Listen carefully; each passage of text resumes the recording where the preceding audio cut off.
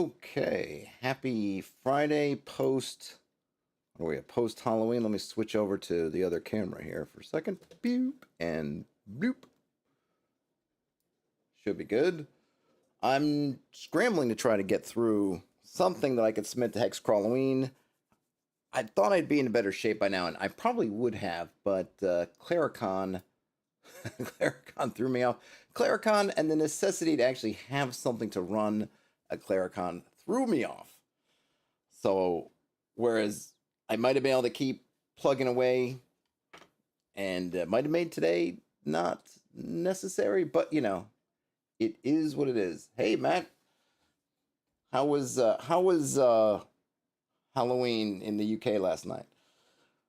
I know it's not the same thing as here, but my sister's kids over there in Londinium did some Halloweenery, so I know that it's at least some folks do it. So I'm plugging stuff in. Some of the stuff I had already in Word documents. If you followed in the earlier streams, other stuff I'm kind of plugging in as I go, and I'm just gonna see what I can get done. I guess I will share. I'll share the. Hold on a minute. I just gotta fix some stuff here. Oh, I'm gonna have to fix. I'm pasting stuff from Word, so it's necessitating fixes.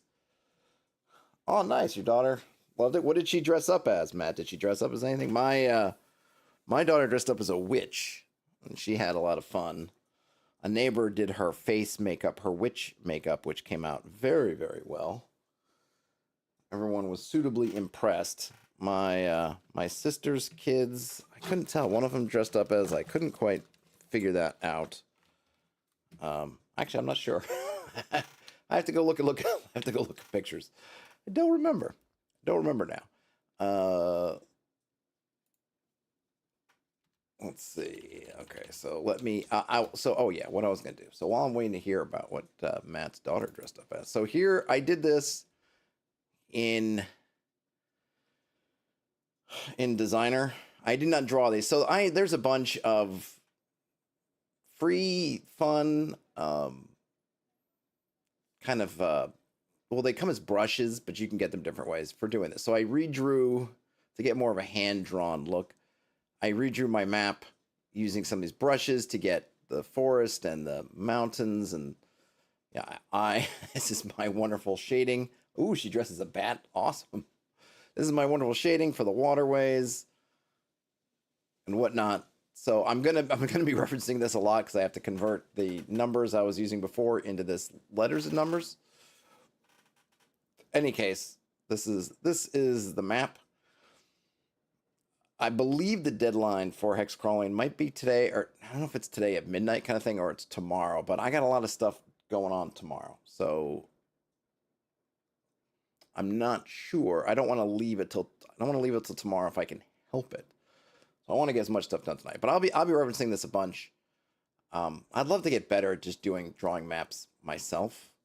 I have an iPad with the pen, so I should be able to do stuff on there. And I really just want to get back to maybe just doing some drawing. I need to find some good hex templates, physical pages. Maybe I just need to make maybe some kind of very light or kind of a non-photo blue or something that's easy to. I know the non-photo blue doesn't really make sense anymore, but something that you can use and then either comes on very lightly when you scan it, so that you can, I guess, overlay it. Maybe something that shows up, but you can overlay it with hexes in post, if you will. Or maybe just draw up some symbology and make my own brushes. But in any case, I thought this came out pretty well in terms of how it looks.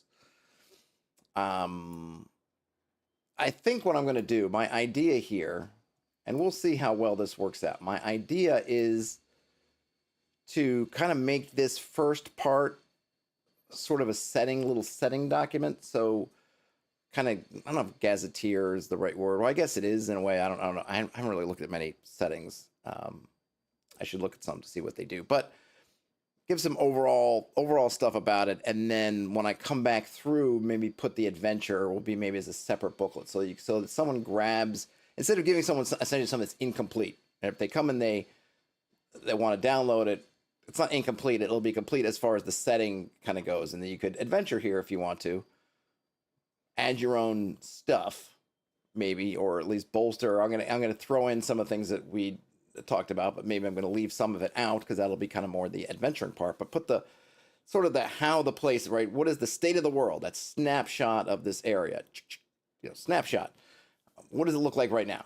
And then I can add more of the stuff that's temporal, and then maybe part of the plots that we developed.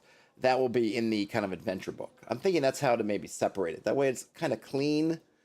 I think maybe, right? You got the setting book, and then you got the adventures or adventure book, or maybe I don't know, whatever. You've got the adventures book, I should maybe, and the setting book. We'll see how much I get through. I put some just basic stuff in here. I thought this was kind of fun. Gave some currencies, right? There's a lot of barter economy going on here, but I kind of set up some currencies, slightly different than the norm for D&D. I also, there's a reputation system. This is adapted. I should probably put a note here. Adapted from Luke Gearing. Posted something. Hey, Warrior King. Luke Gearing posted a blog. I will have to put an asterisk or put here because I adapted it from him. Luke Gearing posted on his blog a very simple reputation system, which was essentially every time the PCs do something, write it down on a numbered list. It's 1, 2, 3, 4, 5, right? Write it down. And then you can roll on that roll to see if someone's heard of you. And I don't remember what die he used, if it was a D10, D20, whatever. If you roll something, they've heard of you. And I think he might have put in, that whatever you roll becomes kind of the thing that they've heard, for at least first heard of. So I'm adapting that just slightly. So what I'm doing is, are these different? Why do these seem different? They do seem different. What I'm doing is, thank you. Whoops. What I'm doing is taking that concept and I'm just tweaking it slightly. So in you're doing the exact same thing that you're doing. Oh yeah, well I did. In the Luke Gearing system. However, instead of rolling a straight die, we're going to use that pyramidal or more of a bell curvy, depending on when you're rolling your own dice. So if I'm kind of making this assumption that the peasants folks are going to have their ears to the ground, they're more likely to have heard of you or of the party of a particular character, even though they might not have accomplished a lot. So they're using a 2d6. This does mean that you need at least 2 things on there to kind of get, because you need to have something on the 2, right? So you need to get at least 2 things, which I think is fair. You got to get a couple things under your belt, and then you start to get recognized. Or maybe you'd say it's unfair, but I think that's fine for me. I could lower it to 1d6, but I like the idea of 2d6. I like the idea you have to kind of establish your name a couple times. If it's somebody who's a little bit higher up, middle class, I put courtier in here, but maybe merchant, whatever, it's a 3d6. They're not, the idea is kind of peasants are hearing lots of tales and blah, blah, blah. And then the higher up you go, the more of that stuff you're kind of tuning out. I'm not, I'm looking for the kind of the true skinny, it's just, you're right, it's old wives' tales, it's peasant talk, whatever you want to, however you want to hand wave it away, even if it may be true, like hand wave it away. The next level is one of these, what I'm calling is petty lords. These are the folks who run we have the High King. This is, is all of this essentially. And then the lords are of these specific castles. This one here, this one here, this one here. This belongs to the king. So that's kind of his. To get their attention, now you're rolling a 46. And if it's the High King, it's a 66. So you got to do a bunch of stuff. And chances are on meeting, they're not going to hear of you, and then you're doing more and more stuff. So at minimum, you're going to have, if you look at those numbers, the number of dice you're rolling, that's going to be the absolute minimums, but it's obviously going to be more than that. Now, 66 may seem unfair, but he's the High King. And depending on when you catch him, you might, I wouldn't say it's roll once for all time, right? Maybe once a week. I don't know. I'm not really putting that in here. I figure whoever is running this can decide what kind of cadence they want. I would probably do it every time they meet, given if there's any time has passed, because you never know when someone's whispered in your ear, these are the guys that did something or other, right? So the idea here is one of my concepts, which is not going to make it into this document because I don't want to complicate things, was the idea of trying to rise up through the ranks so that you get invited to the royal hunt. That was one of the plot lines that'll be in the adventures book, was this idea of you want to get invited to the royal hunt. So I like this idea of the reputation, because if you want the peasants who maybe can help you or maybe heard of you. Oh, and the other thing I added, and I don't remember if this Lou Gehrig had this or not, but if whatever you roll, if it's a negative thing to that person, so I'm not gonna, you can. I was thinking you could mark whether they're positive or negative when you've written it down, but it might depend on the audience. If there was an uprising of peasants and you slaughtered them, that's going to sound really good to the petty lords or the high king. That's going to sound horrible to the peasants.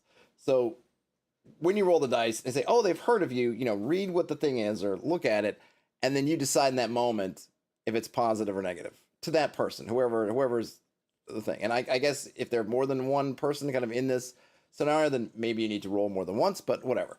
And then if it's positive, that will add a little bit to your reaction rolls. If it's negative, it'll subtract. So there's a little bit of that mechanic part to it also, which I don't remember if Luke Gehrig had, or maybe he had different things. I'm not sure. But in any case, I threw that in there because I do like it. And I like the idea of that to interface with some of these folks, they need to have heard of you. This, I think, solves or gives, so to me, it does a couple of things. One, right, it just gives you a mechanical way of saying, will the Lord see you today? Right, you're coming up to the castle door, you're knocking on the gates, or you're knocking at the big doors. We need to speak to the Lord. Okay, and now it's like, well, we'll go and tell the guy you're here. Who may I say is calling? Sir Bedivere the Bald. Okay, well, now we'll go back and roll to see if he's heard of Sir Bedivere the Bald, and then how has he heard of him? And then we can roll that kind of reaction roll, and then we can decide whether you get the audience or not. That's one way. The other thing is that then the party this was something that would be known, so the players could try to, it drives them to want to do stuff. I would think if one of their goals or something they need to do is they need to get an audience, or they want an audience or whatever, well, then they need to go out and do stuff to get the audience. So I think it's a nice, keeps things going, right? You need to do things to meet folks. To do things. Nice loop. Frederick says they only had about a dozen trick-or-treaters this year. Usually get around 70. Wow. That's a big drop. We go out in our neighborhood. And I didn't take a lot of pictures. I didn't really take any pictures this year, but it's just fun. We're in Brooklyn, and there's not a lot. You don't get, I don't know, the media does not. You don't see a lot of depictions of trick-or-treating, I think, in cities, in the city, or at least in New York, kind of in media. I think what you usually get is kind of, maybe you'll see the kids running in a hallway, kind of thing, coming up doing trick-or-treat. And of course, kids do that. And when I was a kid in Manhattan, that's what we did. And then if you had friends in different buildings, then you could, you go to, okay, we'll do our building, and then our building, we'll do our friend's building later. And so you go from kind of building to building, and it's fun. And, oftentimes there are times, like our building has kind of a time, like, hey, trick-or-treaters meet, come to the lobby here and then start, they kind of have a start time and end times that people kind of be aware of it. But where we are in Brooklyn, it's not, you wouldn't walk out here and say, wow, it's like you're in the suburbs. But what we do have is a lot more neighborhood trick-or-treating. There's lots of walk-ups that are either single family or maybe 2 or 3 family homes. And so you have lots of people putting decorations kind of out on the block, out on their kind of fronts, out in the street, walking around. It feels a lot more like kind of a Charlie Brown sort of Halloween, where you're going that way, than in what you might have seen. I don't even know when I can't even think of the last TV show where you might have seen kids trick-or-treating in hallways. And there's one particular block that's not very far away that they close. This is their jam. It's basically, this is their block party night, and they close down their street, and they've got a DJ, and you got people, loud music, someone's playing the Beastie Boys and all kinds of things on the block, and lots of people dress up and gather there. And so my daughter will go there, and my daughter will see half of her friends bounce around over there. So it's fun. But what I love about it is very different than my version when I was a kid, which is more just like running up and down hallways. So it's a good time. Tristan got 107 trick-or-treaters. Wow, you guys are keeping count too. We forgot to put our candy out. Someone else put that big thing of candy out in the hallway, and when we came back from trick-or-treating, it was all gone. But we forgot to put our bowl out, and we kind of got back later than we wanted to. So now not only do we have all the candy that my daughter got, but now we got a bunch of candy that we didn't get to give away. I gotta have to control myself. I did because I feel like I got a lot of work to me. I did take some candy. I don't like to eat or chew or do things on the stream. I might need to mute my mic at some point to get some energy. Okay, so reputation, and then I've been filling in stuff. So I don't know if I don't know ultimately if I'm going to keep these random encounters in here or do something else for this particular part of it. But now I'm filling out. I'm trying to I'm creating sort of the template, if you will, of the kind of gazetteer kind of thing. So I feel like this is, and some of this is not finalized, but I got to get stuff out. So we had like the village. I'm giving a population, the amenities they have, some description. This guy, Arstan, is the Reeve, so he's kind of the sheriff, basically, right? The sheriff, the origin of sheriff is in the Shire Reeve.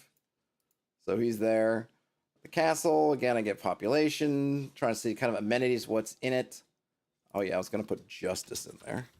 Amenities, blacksmith, and justice. Low Plains Drifter, searching for candy in a corrupt town. Nice. I haven't watched High Plains Drifter in a long time. I always liked that movie. It is kind of weird, but I always liked it. Got some NPC types. An evil cattle lord, the surly bartender. Yeah, what do they do? He's hanging, right? So High Plains Drifter, he's the wrong man, right? A lynch mob. I forget exactly what happens, and then there's a lynch mob, and Clint Eastwood's sort of man with no name, right? They grab him and they try to hang him, and he escapes, or the rope breaks or something, so he doesn't die, and he's got this kind of, I don't know, bruising or scar around his neck, so he's always wearing the handkerchief around it, and then he goes to hunt down the folks who had falsely tried to kill him. Am I remembering correctly? High Plains Drifter? It's been quite a while. I should go back. So now I'm trying to go through, and this is the one thing I don't really like doing the sort of typesetting while I'm adding stuff, because it's just inevitable that I'll get caught up in doing the typesetting versus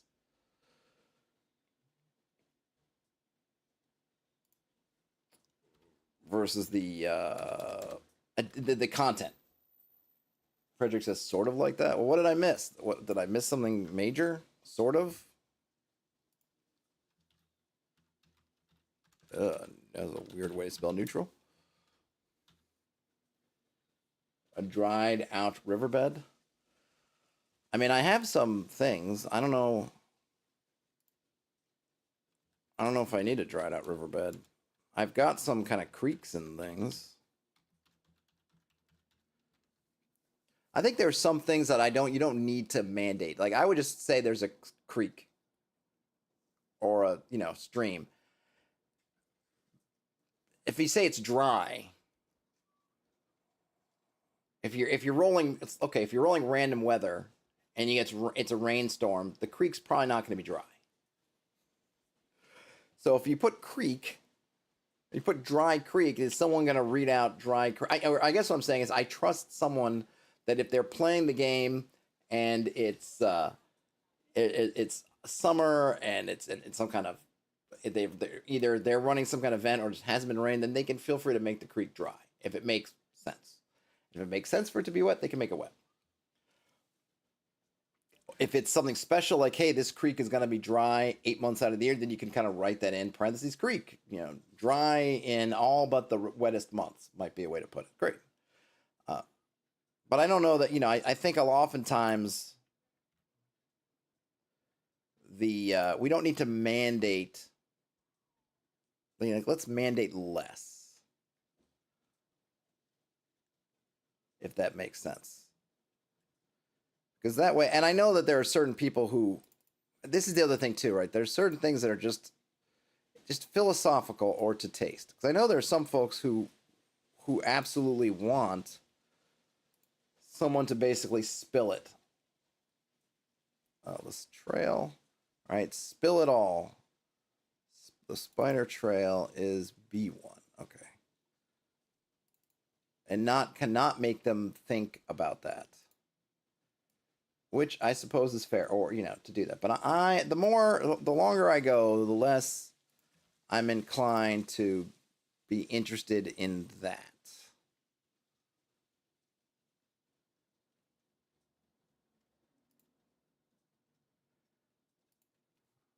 And more just saying, you know what?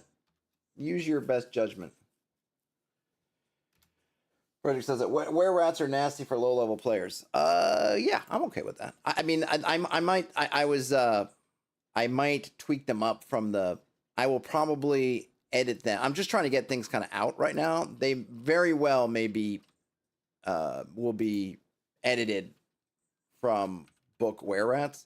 Not to say that I'm not implying that will make them easier or not, but just that I might. I feel free to edit them. So I'm not particularly concerned about that at the moment. The other thing is some of the stuff they don't need to. There's nothing that mandates that they're going to come into contact with these things. And as Tristan points out, everything can be nasty for low-level players, which is also true. Matt says that long descriptions are great for solo, but bad for a GMing group. Yeah. I mean, the thing is with solo, I imagine, or even with group games, is this is where you can go either on yourself as a GM or when a player asks questions, just use some kind of oracle. There's a creek. Oh, you know what? Is it wet or is it dry? Roll a die. It's dry. It's wet. Anything can go. It's just that I just find sometimes, and again, this could just be me, right? A lot of this is very much, and I guess this is just what you have to get to when you're. I'm saying this like I'm some kind of super designer, but the only guiding star you have really is what you think would work best for you. I mean, you can try to posit other things. You can try to make some assumptions. You can get feedback as to what people like, but ultimately, what's going to be the what is the thing that's going to work? What is going to work for you? And I got some kind of an ingrown hair on my beard. It's bothering the heck out of me. So, that's kind of what I'm going to. And just the more I've gone on, the less I feel some of the. I want the important. I want the details that are really important. Not that so you get to the creek bed, and it's not that it's not important, but it is something you could easily kind of figure out or determine on the spot. Kind of roll with whatever you feel. And I think getting that idea of, hey, look, people are going to do, this gets out in the world. Let's say I put it out, I get it out in time for the to submit, and people download it. Like, people are going to do with it whatever they want, and I'm absolutely fine with it. I would love it. So you want to give them I think a vibe that they can go off of, but even then they can absolutely turn that vibe on or off, or enhance it, or whatever. They're going to make it their own. And then things like that, it's like, unless there's something that's super important in that moment that, hey, this creek be dry, that's not a question I feel the need to answer. Matt likes the OSC layouts. I go back and forth. I feel sometimes that I don't love it. I like some bullet points. I don't love the overly bullet pointed. I don't know. They are. I think they're. I go back and forth. I go back and forth. I don't always. Sometimes I don't love all the bullet points, or it's too. Dare I say, too many bullet points for me. But yeah, people like them a lot. I like to use, I think I guess my house style is veering closer to paragraphs, but I try to use some formatting to kind of highlight the stuff that would be in the bullet points. If there were bullet points. Oh, you know what? I don't actually. Does that make sense? So that you can get some of the bullet pointing, but not too much. Oh, let's see. Hold on. Frederick had an idea. Frederick says, here's something cool. Since ancient times, these fields surrounding San Pablo Coapan near Naulinco in the north of Jalapa are planted with the flower of the dead, or campasuchil. According to the pre-Hispanic tradition, this orange and yellowish flower kept the warmth of the sun and illuminated the way for the dead to return to the land of the living. That is cool. I like that a lot. Now, the question is, it'd be interesting to know for whom. For whom did the bell toll? I mean, kind of, who would we imagine is planting that, and to bring them where? I imagine that's for kind of the Dios de los Muertos sort of thing to come back, but in a kind of a fantasy sense. It'd be interesting to think about what it does. Like, is it literally bringing them back, just back to the living, or is it on a particular day? It'd be cool for to think about kind of what that is, or what it means. I need some. Let's look at A2, right? So B2 and A2 is, hold on a minute. A2, B2, A2, B1, C1. Hold on a minute. A1's the were rats, yeah. B1 is the spider trail. The camel spiders are at C1.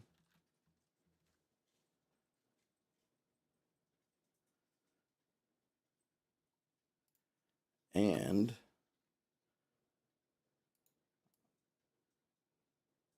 the flower garden is here. So I have to, which is at, where was it?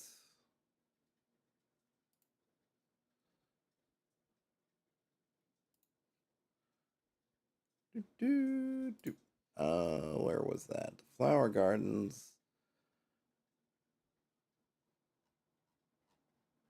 Hold on a minute. A2. Okay.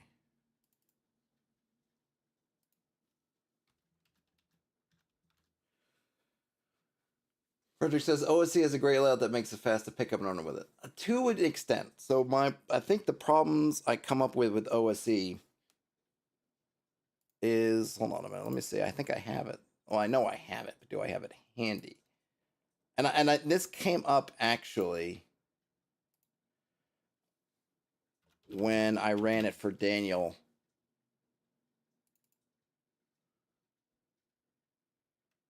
Okay, so we're looking at Hole in the Oak.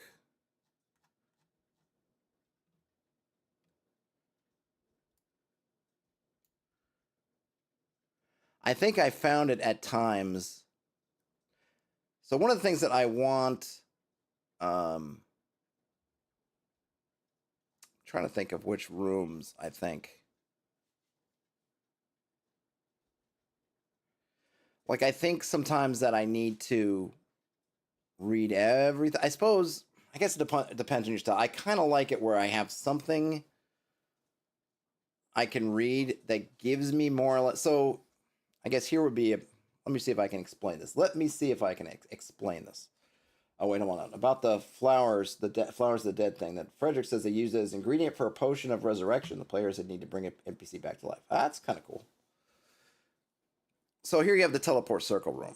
Cobblestones rounded smooth, brick walls and roof, arched roof, right, north.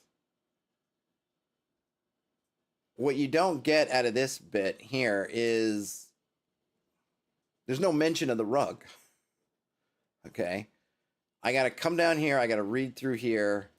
I got to get here, and then I kind of read through.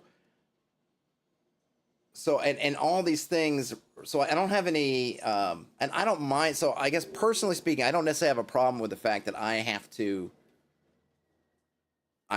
come up with the wording myself, right? Oh, okay. Cobblestones around is smooth. It's a brick wall and roof that's crumbling. I can see patches of roots are pushing through the arched roof, and there's a distant sound coming from the north. But that's not the whole description, right? That's not it. because the pattern rug is key to the room. But you don't get that up here. So if I stop here, either accidentally or purposefully, I'm missing stuff. And then I gotta, so I wish that this kind of first area here would give me more of an overview of the room. Tell me there's a patched rug, or sorry, a patterned rug on the floor. That kind of thing. Hey, Brian Smith. Tell me there's something on, right? Give me the rug. Give me a little bit there, and then you can give me more detail. Tell me see below, something like that. In there. And I think that it just forces me to have to go through this whole piece, and hopefully I don't miss anything to get the gist of the room. Whereas I rather, if I could read a little bit, bold some stuff for me. Let me know what's important. And then,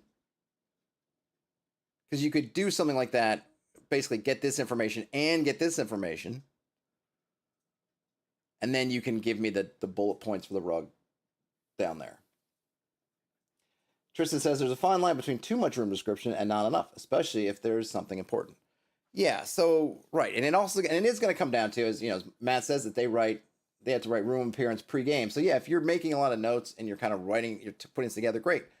I think the bullet points, when it's easy to catch, like I like the bullet points for like, hey, get your attention. But when there's a bunch of bullet points, then everything's fighting for your attention. So I think it's good kind of in measure.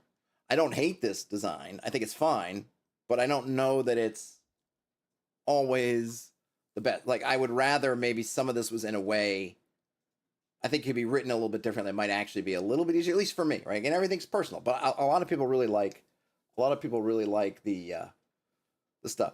General Nut, hey General Nut, says they did bold most of the important stuff. They do, but I think at a certain point there's so much stuff bolded. Cobblestones, brick wall and roof, arched roof, north, tree motifs, deep crimson, like there's a lot that's important. So how do I figure out what's important? Like it's almost like there's that point where it almost becomes there's too. I guess maybe that's what my ultimate thing. There's too much, and if I had it was a little bit maybe there's a little bit different, then me personally might see it a little better. But like I said, people really like it. People really like it. And it is well laid out and everything, right? It's a style thing ultimately. But I kind of like where, I'm doing something a little bit different here because I'm not doing room descriptions. I'm doing hex descriptions. And again, I'm just kind of pasting stuff in right now. I'll have to come through and add more descriptive stuff to it. So it's a little bit different, but I kind of like where the initial thing gives me sort of a more or less complete overview, and then the stuff that's not readily visible. So give me about the rug, and I don't think the rug is magical, right? The rug's not magical; it's just covering the magic thing, right? Yeah, underneath, right? Underneath the rug is the magic thing. But right, give me that important stuff. That way, I got that overview, and then you can give me some more stuff. But that, again, that's me. Doesn't necessarily mean that that's the right way for everybody. But I totally get that people love it, and like I said, I don't have anything particularly against it per se. But I like this a little bit differently. All right, I got to do some copy pasting here, so I can get my. Now we're going into Eastern, and like I said, I'm gonna have to come back through and do things, but sometimes I find I start to muck around with stuff too much, and it's like I gotta just get stuff down. So that's what I'm gonna do. So I'm just gonna copy paste some things.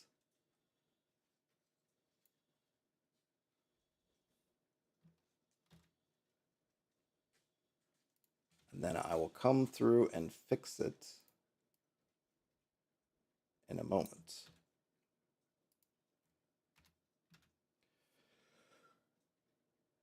Brian says that these old text adventure games like Zork did it best. Real simple room description the player head can choose to get more granular. Yeah, and that's definitely a style. And I've seen some people who that's kind of their style is we're not going to give you a whole lot, and then it's really up to you to get more get more out of it, which I don't have a big problem with that either per se. They're all really it's whatever works. I think the thing is about it that you just have to be, I don't know, aware of, I guess, in a way, right? Is that the style of how your players are playing, and you just maybe you might need to just hip them to what you're doing so that you're all on the same page, basically. But yeah, it's like it's a library. Okay, like what's in the library, right? Okay, and some people might not like to play with that because the to play it like that. A lot of all right, 4-1 is E2. A lot of people might say, and I wouldn't even disagree with them, that you have to go through a very specific set of questions every time you go into a room. All right, so C2 is the tower, and that you probably could get more out of it if you just gave people more of a description. But yeah, I think to the point, I think that's why I like that separation of here's what's readily available. I guess what I'm saying is that you can separate things, right? You can give me a overview that gives me what the players can immediately see and interact with in the room. There's a desk, there's a bookshelf, there's a rug on the floor. Is there anything else, or that kind of thing? And then underneath of that, because they're going to have to give an action. Okay, well, what's on the ask me what's on the desk or whatever. And maybe if there's stuff obvious on the desk, I could put that in that first description too. But then ultimately what's in the drawers or what books are on the shelf, that stuff can be separated. You can use bullets or whatever. Hey, on the bookshelf, is this, that, and the other, because they're going to need to take actions to distinguish that. So I like that kind of first paragraph. Give me what they're going to see as they're coming in the room and kind of the broad strokes, what they can interact with. If it's something that is important in there, if the desk is just full of junk, then you just tell me it's full of junk, and then I can say, oh yeah, you pick up some nonsense, but nothing. Or the books are all falling apart and they crumble as soon as someone picks it up, fine. Right, something like that. Otherwise, give me that stuff. But like I said, that the bullet point method can sometimes be a little bit lacking, or just that in that lacking in the hierarchy of importance. Maybe I think that's maybe a good way to say it. Sometimes with that bullet points, the way it's in there, you don't know the stuff that's important that you really most want to know is kind of hard to see. That's, I guess, D2.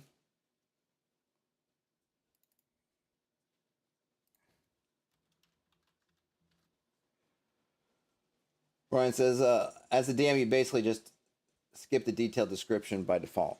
Yeah, depending on what it is. Like, because I like thinking of it. What are you seeing when you come in the room? This is why sometimes I find it funny when there's, orcs are going to jump you as soon as you open the door, but they give you this whole thing in the room. But really, the thing is that orcs are waiting for you inside the doorway. As soon as you open the door, they attack. Then it's almost like, give me that first. Orcs ambush whoever opens it. As soon as the door's open, 7 orcs ambush them. And then you can give me actually the stuff afterwards, because my assumption is that door opens, you see a bunch of orcs, and melee begins. That it actually takes kind of an action to go, well, wait a minute, what's behind them? And then it's like, oh, you see.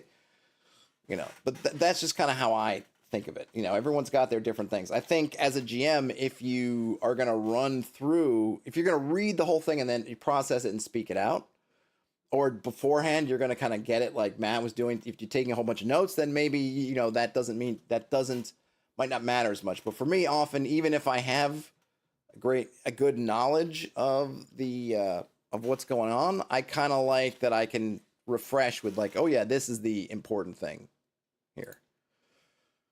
4-1, I'm going to say 4-1, I think is here. E2, I think is I'm going for. Brian says that's the expectation off encounter and play. Oh, in terms of skip the detailed description. Well, so here's the thing. The detailed description to me is separate from speak aloud text. I don't necessarily love speak aloud text. It's fine. But sometimes I think, obviously, I guess there's good examples of it and poor examples of it. And the better examples give that real sense of the space. I don't know if putting these things. I don't know. I'm gonna have to put the. Maybe I'll put the numbers first, the hex designations first, and then the title afterwards. It's how are you running through? But what I guess a couple things with the speak aloud text. Oh wait, so Brian says their messages might have gotten skipped. Oh, I saw. Wait a minute, no, I missed one. So Brian said in 5e there's the passive perception element, which kind of makes everything in the room apparent immediately. Yeah, well, one, I'm not playing 5e, so I don't have to worry about passive perception. And I would say that there's also that. Hey Sam, there's also that element of because I think passive perception or perception in general. I think not that it gets. Well, I think it gets overused, but I think this is where you as a GM or as a table need to decide what categories different actions fall into. So to me, passive perception is you look around the room and you see it. You're still only looking at the stuff that's really, if you're across the room opening a doorway, you look into the room, you're still kind of far-sighted, if you will. So your passive perception isn't going to tell you the names of the books in the bookshelf on the far side of the room. It might give you some detail about the bookshelf, something like that, right? But it's not giving you. So that kind of stuff, like, well, which books are in the bookshelf are still, I would even call that, you could even call that maybe investigation, because you're looking at titles and not like that snapshot view. The snapshot view might tell you something that, oh, the rug seems to be scuffed on the floor, or maybe there's marks where, because maybe one of the bookshelves swings open into a secret door, and you can see where there's just a slight little scuffing or scratches on the stone floor, that kind of thing. Those things, that kind of perception will help you. Perception is not going to tell you what's in the desk. It's just not. Or if there's a letter on top of the desk that was written hastily, what the letter says. That's not coming in perception. You actually got to go check that stuff out. So I think as a GM, you just need to be aware of the limits, or you have to set and manage the limits and how those limits interact with your player expectations when they're coming in a room and they're like, but I've got a passive perception of 30. What do I see? And it's like, well, you don't get an X-ray. It doesn't give you X-ray vision to see everything in there. You're getting the clues. You get a little bit of that, I don't know, almost Sherlock Holmesian sort of, oh, and you got dirt on your fingernails, whatever. That's, when you're eyeballing the NPC, but you're not going to get that from across the room. So the context of where are you and what you're looking at is important. Maybe you get closer to something and maybe you look at the letter and you'll get some details about it, like a faint fingerprint that was captured with some loose ink or a little ink blot, something like that. But other stuff might take other skills or actions. Now, of course, I'm playing in an old school kind of game, so we don't have to worry about passive perception, thankfully. Thankfully, because that's that's one of those things that I think that is. And then the other thing is and then maybe I need to do this. So I guess the other part of it is,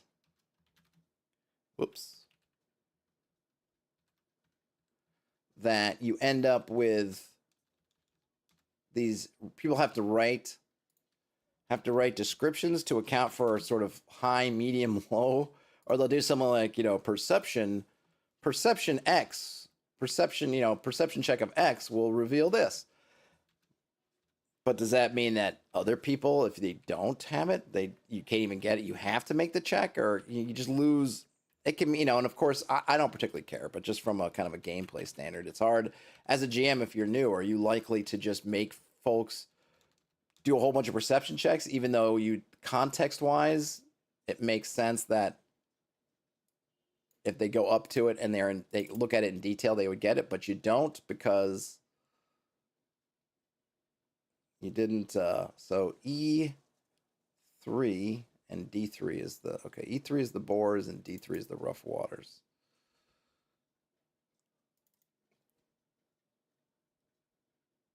That's a D3. So, it's just one of those things. I'm just glad not to have to monkey with it. General Nut says, old school, everyone can see stuff, no rule needed. Right. But the flip side also is that there's no other than, I guess we have to make the caveat, other than the fact that if you're a an elf, right? You get slightly better to see secret doors if you're, because there are some special cases. I mean, that's the thing with the old school stuff, right? You can say things like, well, in old school, you don't have to roll to see stuff, but that's not entirely true. If you're an elf, you just got to walk into a room, you might see a secret door. Dwarves get some special information, right? We do have some of those, but still anybody can do that. You have to, other people have to kind of put in the work. So the elf can maybe walk in and see the secret door, though they might not, but they might. And the dwarf can walk in and potentially see something else. But everybody else can put in the work. It's not so they get an advantage, but it doesn't feel like it's gated so much. Where I think that when you set it up, the way it's set up with kind of perception, I even wish that maybe that they titled it differently, like, hey, perception check of 13 or search the desk to find this, right? Put that little extra bit in there so that a GM, if they're not knowledgeable, to say, oh yeah, search. Okay, they searched the desk. They didn't do the perception check, but they searched the desk, or they failed the perception check, but they searched the desk, so they find the thing, and not make it almost seem like, well, you didn't find you didn't make the perception check, so no matter what you do, you don't find the thing. And I understand, and I recognize that is not so much a game issue, so much as a GM issue. But I also think, as a game, you can kind of set people up to be successful with your system, or you can set them up kind of, well, you're on your own sort of thing. And that one, maybe it's kind of more of a, well, you're on your own kind of deal, which is maybe not what it could be. 1, 2, 3. So, okay, E4 is that. Yes, use your common sense. Yes, that is definitely a thing. Use your common sense, and also that whatever you do is fine. Because it's also, I think sometimes people get in this, I don't know if I call it a bad habit or what, where they don't trust. They don't trust their own common sense. They're looking for, like, well, it can't possibly be what I think it is. And the answer is no, it can be, and it's fine. You're good. It's okay. It's okay if you do it. And the thing is, nothing horrible is going to happen. That was one of the funny things I thought the takeaway for a lot of people was when I ran that 1 hour OSC game with Daniel, and I forgot stuff and I got stuff wrong and I ran combat differently. It was like the game didn't explode.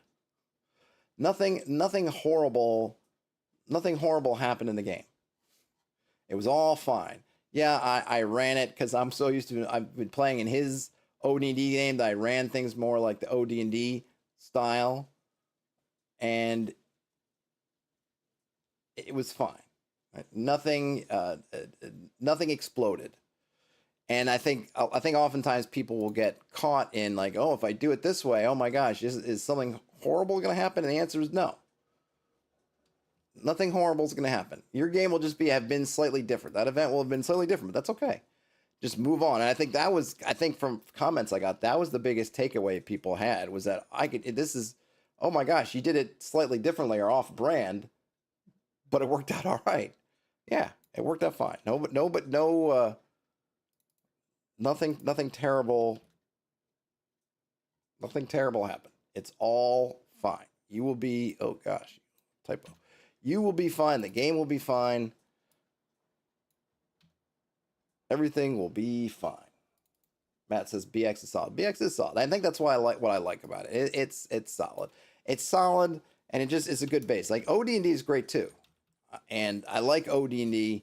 In some ways, it's just even more of that slim trim chassis, right? But I do appreciate BX for just the way it the way it's just really just well made for teachable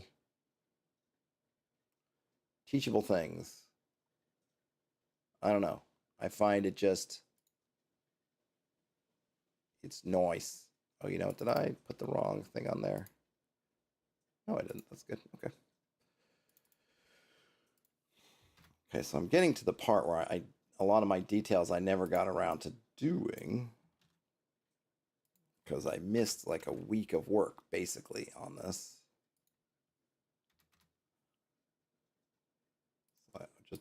So I just have names and not much else.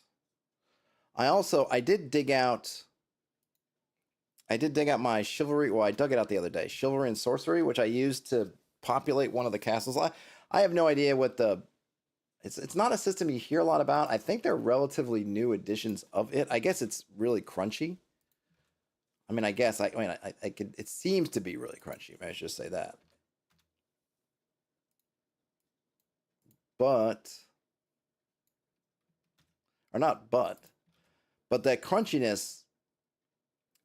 The one thing that's nice about the crunchiness is that you definitely you have all I guess you have all this detail. So the nice thing that crunch gives you is you have all this detail that you can then use in other systems, keeping or ignoring what you want. I'll give you an example in a second. Let me just put this out here. And it's that kind of like you go on in some ways it's sort of like you go on this journey. Oh, I gave the lake a name. I think I just called it Misty Lake. Yeah. You go on this journey, or at least this is the experience, and it's going to be different, I guess, maybe different now. Though maybe not, right? You go on this journey, folks of a certain age, like me, where you started off with something like BX. Started off with BX, right? And then there are probably some people who just never left BX. I don't know. Maybe they did. Maybe they didn't. I don't know. Hard to say. But I think for a lot of people, the most common story, the most common experience that I've heard talking to other folks who are about my age, about their experiences, is that, and I guess I'll just make a new page, is that you start off there and then you end up in AD&D. It's just the kind of the way I guess the marketing, it really did, in a sense, it really worked. When you have this thing that's called basic, and then, you're a kid, especially, and you're thinking to yourself, I'm not a baby. They got this advanced thing. That's all the big kids are playing. That's what the adults are playing. So I got to get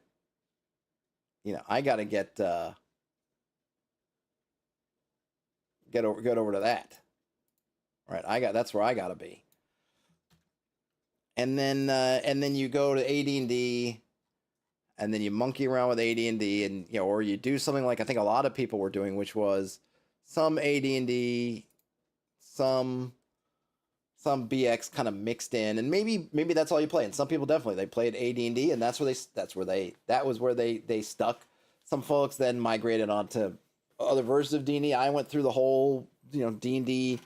D&D is sort of operating system where you just, this is an upgrade. We got to upgrade to the latest system. Right? Okay. Now it's 2.0. Now it's 3.0. Now it's 3.5. Now it's 4. Now it's 5. That kind of thing.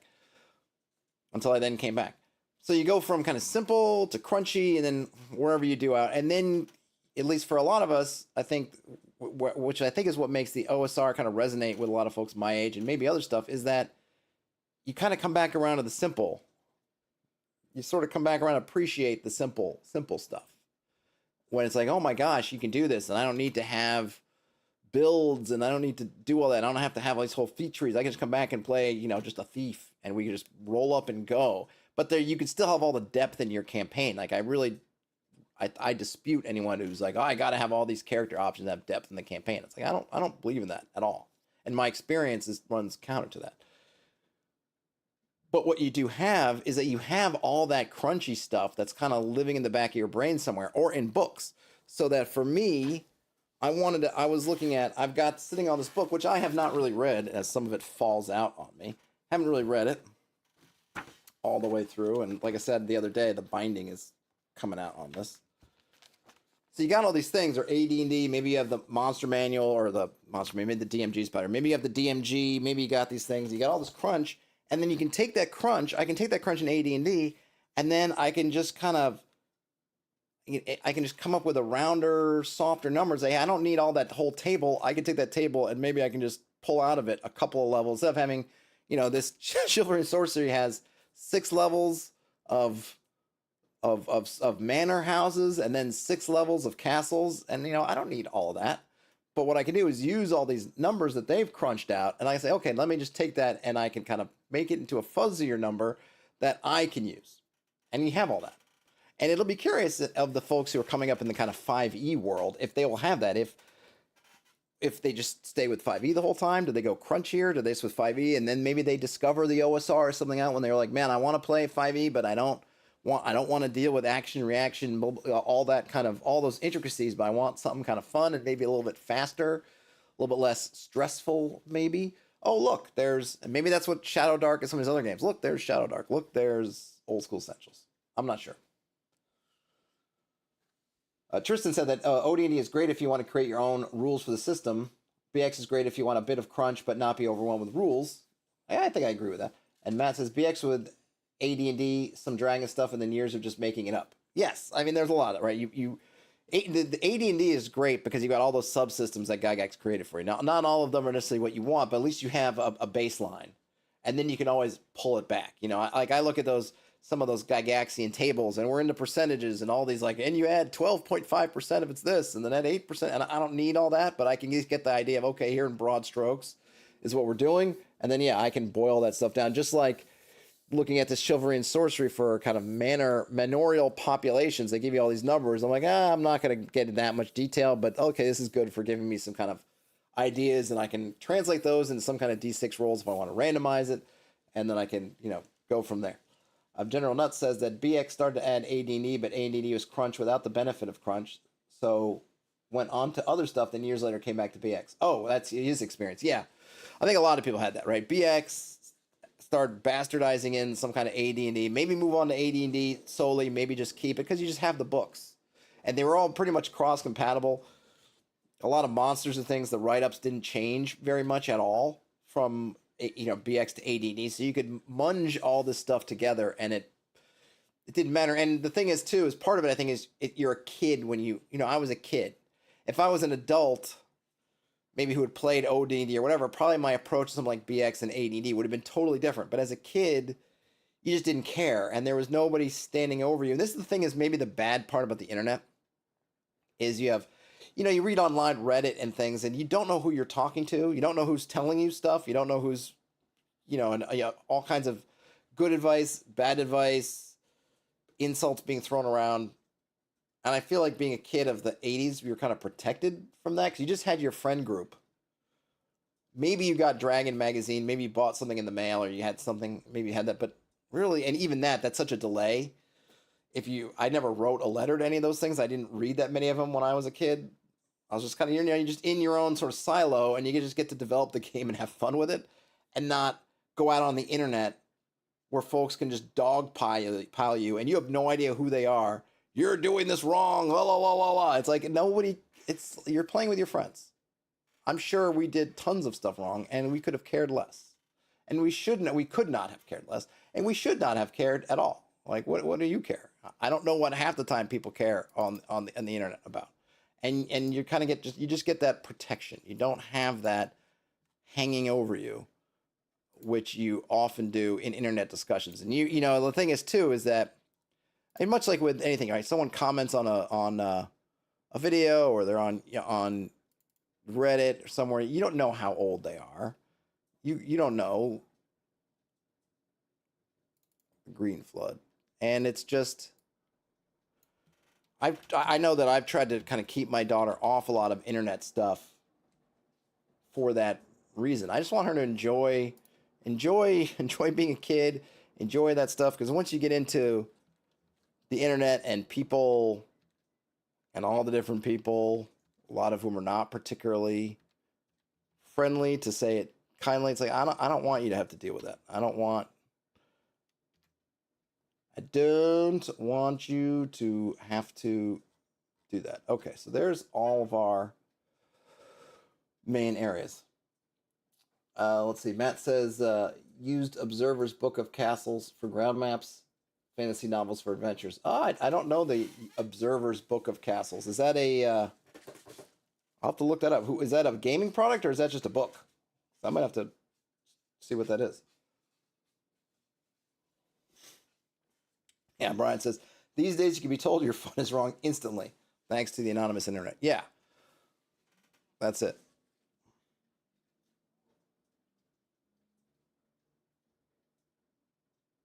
Oh, about the rules encyclopedia. Yeah, people chiming in. Oh, yeah, the rules encyclopedia did that already. It's like, no, it's different. I mean, I get it, Matt. I think I know what you're talking about. I get it. I think it's just a different idea of what's what. I think it's maybe it's talking about prestige classes. Yeah, it's just. But yes, you get people who get on that are so quick to jump on their high horse and just be like, and I'm like, no, no, that's not it. But thanks. And I didn't even think those really people were mean. It's just a little bit annoying sometimes. It's like, because this is what happens, and I get it, right? You post something to a place, right? I post, and I don't even really do it much anymore because I just find it not particularly fruitful. And in fact, it's funny enough, YouTube will say, YouTube metrics kind of will tell you that, and maybe this is different for different people, but I think it's mostly the norm because this is, I think, YouTube's guidance is that. And I will still post videos like, hey, I dropped a video here, there, but it doesn't actually affect your numbers. Almost all your numbers from YouTube come from YouTube, right? So just kind of, but I still do it anyway. But you drop something onto say Facebook. Hey, I did this video. I think it's got something interesting information in it if you want to check it out. And people will respond to the title of your post and maybe the little blurb, but they won't actually watch the video, right? And then they'll just start commenting. And so this happens it happens all the time in places like Reddit. Right, where the title of the video will get people all in a tizzy typing away, and it's like it becomes clear by the responses they haven't actually watched. They haven't watched. They don't. When I threw out something kind of as a shorthand, when I use prestige class, but I'm using it in kind of a specific way, and they, oh no, this is it's like, well, no, it's not like that. But you didn't get that far because you didn't watch it. But like I said, I get it from the standpoint. I don't. To me, it's always that if I don't feel like I have anything to offer, I'll just move on. I don't need to. I guess I've put behind me, if I ever had it, that need to. No, I must comment. I must make my displeasure at whatever this thing that doesn't really matter is. I need to tell them. I need to tell them all. I'm beyond that. I have passed beyond that now. It is what it is. It is what it is. Unfortunately, Reddit's a cesspool. Some places aren't that bad. I know, to be honest, my own experiences when I was posting on Reddit. I left Reddit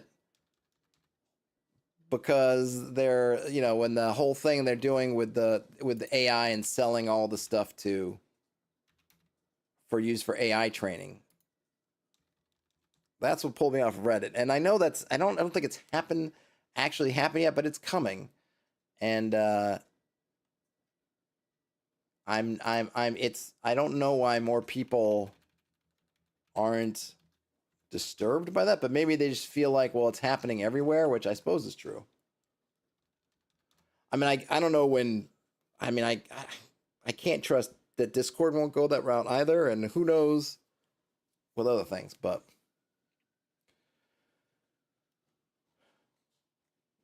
I don't know, but I didn't have super bad experiences on Reddit, but you see it, and some subreddits, I guess I should say, are better or worse than others for sure.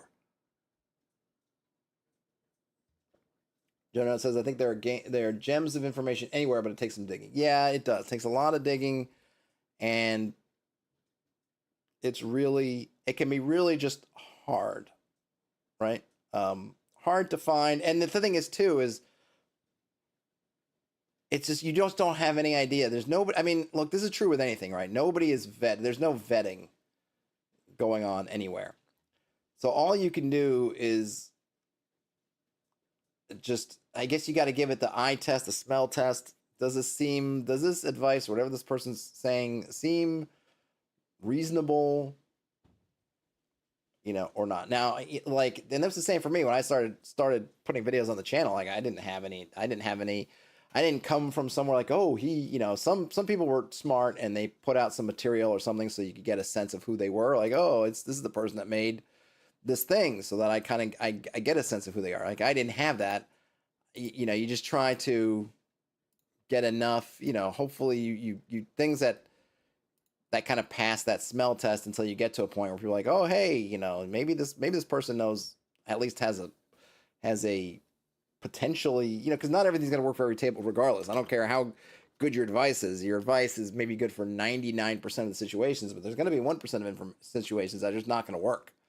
I do this with my players all the time, and they love it. Like, that's not going to work. You know, I spent a long time playing in a game that was very heavy with at least the potential of PvP, but we had a very specific set of players who were used to that. In fact, I was the one that came into it, and I was not used to it, and I had to get up to speed with the fact that PvP can happen kind of at any time, and this is a feature, not a bug, and this is how we're playing, and it took me a while to get kind of up with that. So if I give some like, oh, well, we did this stuff and it was fine, that's not going to work for everybody, because a lot of folks, and like I say, and I think outside of that particular campaign, though I was in it a long time, I'm not a super big fan of PvP games. I wouldn't even want to really put in a bunch of like PvP type stuff. I find it just counterproductive to what I like to do playing or running games. You know, you can have a moment of high passion when something happens, but you know, you don't want it to be the norm. And in fact, I think if there was anything I influenced, I feel like I'll have to talk to my friend who ran the game. I think like that I did have an influence on that game, whereas after I joined, I kind of shut down, or I would try to preempt a lot of the PvP stuff because it just wasn't what I wanted to do. Like, I knew you could do it, but I was going to try to dissuade folks from doing it as within my powers, and I think to some extent I did. You know, so if I give a bunch of advice, or you know, somebody gives a bunch of advice because they've had PvP in their games and it's been highly successful, it's probably not going to work for a lot of people, and that's probably not the direction people goes. But you don't know on the internet because there's no way to tell you other than just kind of trying to use that smell test of, is this person full of crap or not? Are they full of crap, or they kind of have an idea of what they're doing? All right, so A3 is that. General Nutt says that's the advantage of being old, experienced. Young me knew it all. Now I'm old and clueless. Yeah, totally. And that's when it's kind of funny when you run into these folks that will make those claims that they know everything. And that's why I'm also, whenever I'm talking about something, I'm almost always will say, unless I just looked it up, saying like, man, I think this is how it was. I don't know, because I mix things up all the time. I don't know where everything is. And it's funny, there was one time I got into back when I used to engage more with it. Let's see. B2 got in an argument over someone was going on about, you know, oh, the kind of combatishness of OD&D or something, like, oh, this, that, you know. And I had mentioned about the languages, like, you know, because, you know, a lot of stuff in the white box OD&D is just, it's unspoken. They didn't write it out for you. You had to suss it out or not, but it was sort of there if you understood the ramifications. So in OD&D, you have the ability to learn all these languages. And then in addition, you have the alignment languages. And if the idea was you were just supposed to fight everything, there'd be no point to it. They don't tell you don't fight everything. C3. You might, there are good reasons where you look at things and say, geez, if we fight everything, given how slowly we heal, given the fact that if you're at first level, you're a cleric, you don't even get heal until second level. So you have no supernatural healing at all, and for at least your first level, the amount of stuff you're going to run into in dungeons. But you might be able, you know, but you've rolled up these languages and you might be able to do that. And you always have alignment language, which at the end of the day, you can take a shot at and see if you can. These things are all implying heavily that speaking should be kind of part of the thing. And then you get the reaction rolls. And when you look at the reaction rolls, you see that, wait a minute, the just run and attack you blindingly is only on a very, very small chance, whatever, 1.6 or whatever it is, you know, double sixes or double ones rather gets you that. Everything else is some flavor of, well, we at least have a moment to try to figure something out. We at least have a hot second to try to come to some sort of non-fighting things or escape or run away, whatever. And then you have the idea that monsters can accept offers of employment and those things, which can only happen if you talk to them. But I remember getting into it and they're like, no, that doesn't exist. That's not there. And then it made me, because the first thing I thought was like, really? Because I'm thinking like, did that come from BX? Did I munge that together? Is that a whole layer thing? And I just happen to layer it in there? Because that's, people will say things of, nope, it's not there. And I almost give them the benefit of the doubt. Like, really? Okay. pretty sure it's there, but I might be confused. You know, in my brain, I'm like, I don't know if I am I confusing things, and then I, you know, sure enough, I go look it up and like, nope, it's there. You know, and then those people just they just disappear. You know, that conversation just dies because suddenly, what's that B4?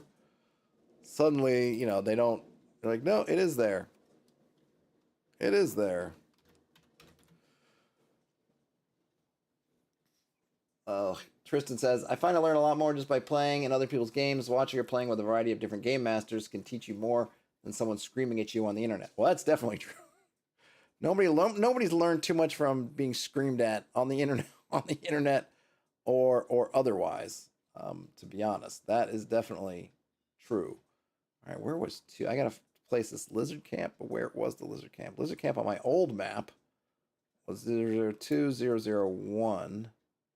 That can't be right. Oh, wait, is that it? No. 002-00. No, they can't be there. Maybe 002-003 on my old map. Yeah, I think it had to have been there. I think, because I remember I talked about some lizards having moved downstream, but I think they might have been here or here. Maybe here, which would be C4. Yeah, that makes, that's the green, that's the eastern green slope. So here is the high mountains. Yep, C4. That makes sense. The other location I must have goofed. Matt says initiative doesn't mean combat. Yeah, and that's something that I will reiterate when I was running my play-by-post game or when I'm doing something. I will reiterate that all the time. When I ask someone to roll, especially the first few times, but pretty much every time, I'll say, okay, we're going to roll initiative, and not because it's combat, but because timing is important. That's what I'll usually say. I'll say, we're rolling initiative because timing is important. And so then you can lean on initiative for all kinds of things. When seconds count and it matters, the order of operations matters. And it's like, roll initiative. Because if you're, you know, because you'll get players talking and doing different things, and it might be important that the wizard's jumping over here, or, you know, maybe the wizard's going to jump in here and somebody else wants to try to grab him, but the wizard definitely wants to jump. So you roll initiative, and that way, hey, if the wizard wins, then they jump in before you can get there. If the other character wins, they can try to stop them and figure it out. Or if there's a bomb that's going to go off, or somebody's leaving, the train's pulling out of the station, can you do something before it leaves? Do that. John Nutt says, reaction rules are something I didn't pay enough attention to when I started playing. Now, enjoyed the genius of it. Yeah, I'm sure. I mean, I don't really remember how we did. I'm sure we did not use reaction rules properly when I was a kid playing. Because I think we wanted to attack stuff. Like combat, and this is something that I think when you look at kind of OSR as an ethos as it exists today versus kind of old school, kind of how it was, is that, you know, people enjoyed combat. I mean, I think there's a lot of reasons why the game moved towards being combat oriented. And I think the main one is that's what people liked. People wanted that. People were not, you know, this idea now I think have in terms of, or at least that what people appreciate now about OSR kind of as a, I guess, a genre or as a, I don't know if it'd be a philosophy. It's just different. People wanted combat. People liked combat. People would send these letters. Oh, I killed God. You know, I defeated Orcus in single-handed combat. Like, people loved that. And so it made sense, I think, for TSR, when you're reading the feedback from the people, that's what they were really doing. You know, killing monsters and getting, you know, it's stuff is a high achievement. Then you kind of, you know, you're giving the people what they want. You're like, oh, yeah, this is what people want, so we're going to give it to them. It just turns into, you know, that just turns into the game, and then you obviously you get the reaction to that of, hey, wait a minute, maybe that's not what we want. Though the reaction, because remember, the other thing that people misunderstand about and I think this is not another thing. Something people misunderstand about OSR is the OSR wasn't a reaction to 5th edition. It wasn't even a reaction to 4th edition. It was a reaction to 3rd edition, 3.5, and just all the complexities and the sort of blind alleyways that the skill and feat system could send you down, and all that stuff, all that kind of complexity where it got really overboard. And you can do some neat things with it if you like the kind of character generator. And look, I will admit, I had fun playing a necromancer with all kinds of stuff, and it was fun. And I'm not someone who is averse to making custom skills in something like BX or the white box anyway. I mean, Gygax talks about that in the white box. Hey, make you want to play something else? Play something else.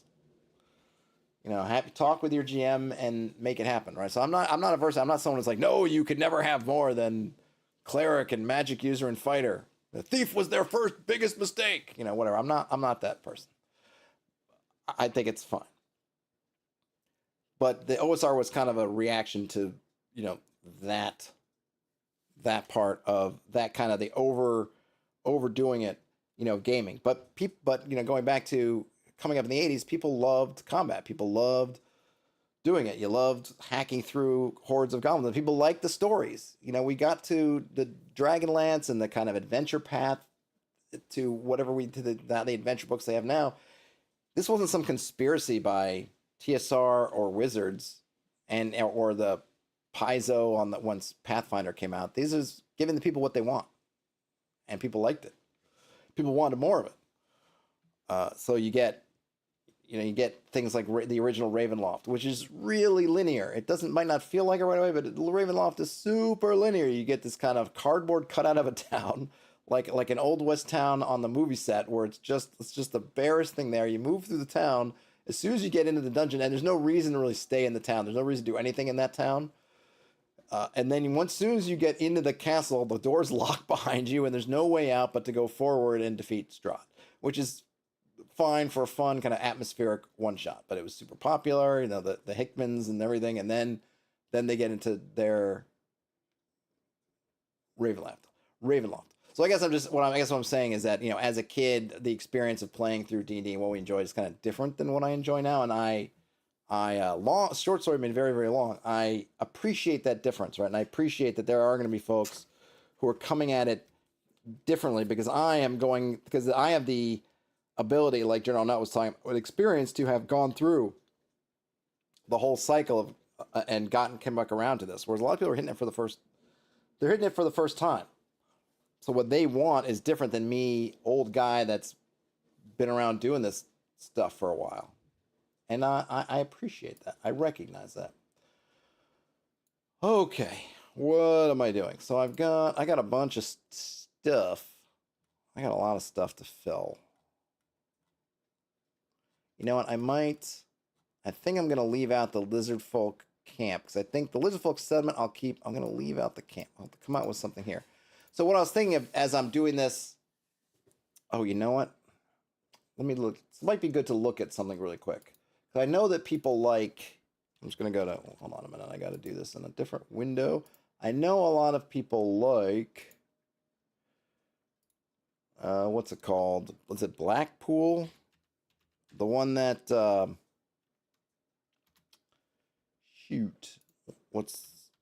on, why am I not Blackmore? Is it Blackpool? No. It's not. I'm trying to think of the name of it. I'm forgetting who. Well, let me go to my I know I have it in my library. It's free.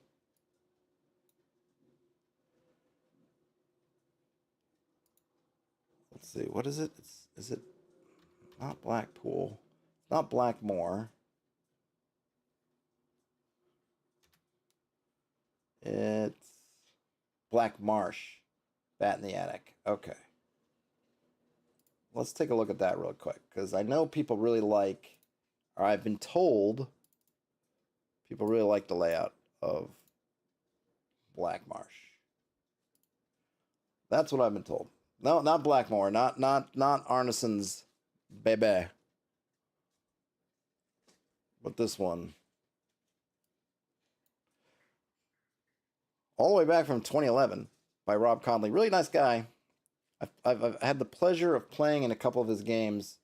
Oh, you see, I didn't see it yet. Tristan had it, Black Marsh. Playing a couple of games at ShireCon. And I've heard people, I don't know, Tristan, you might have been one of those people, you can tell me if you were or not, that really like Black Marsh as a setting. So here we get some nice background. I'm not going to read it because this is not really a read-along, but I'm just trying to kind of see, since people like what he does. I know that wolves. I have wolves up on the coast. I don't think I opened it up here, but I also have that one I could look at for just kind of seeing what people like. I guess I can open it up as a. I got too much stuff open.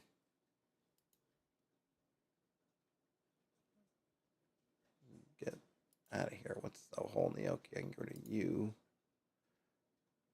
Okay, we'll keep. I get rid of the home screen, and then okay, releases. All right. Look at this one too. All right. Let's. So that's from Wolves of the Coast. So we just get. Okay, so this is just. So it looks like we. So first, what we get looks like we get an overall geography. And then we get locales, which are specific hexes. Tristan says, I think it's a great example of how to organize a setting into a zine with enough info to adventure in, but not so much that it becomes cumbersome.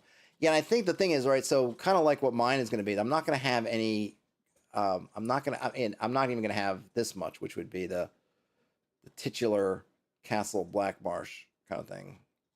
But there's no, right, it's BYOD. Yeah, there's some locations might be ripe, and I don't even know, maybe it'll even say if there's a dungeon in here or not, but other than that, you're just getting a nice little blurb per hex. So, for example, I'm not, like I said, I don't care about the town so much. What's it going? So here, 0814. Scattered throughout the bogs are several small buildings that were once the homes of magic users researching the plants and herbs of the region. Stone was sunk into the bogs, and dry pathways were built to connect the scattered residences. It was abandoned in the century after the fall of the Bright Empire, and time has taken its toll. Sections of the pathways have worn away, and various creatures have moved into the abandoned dwellings. Some have reported that the wizards left unfinished experiments, and strange forms of plant life live in the ruins. Oh, General Nut says, "Glad to see you." Well, thanks. It was nice to see you too. Like I said, I'm still looking for Hornmaster. But yeah, it was cool. It was fun. It was nice seeing everybody at Claricon. Claricon's a really nice con. I know that the Dungeon Minister is looking to go bigger, and I think that's great. But I hope it doesn't lose some of that feel, because it felt very familiar coming back to it.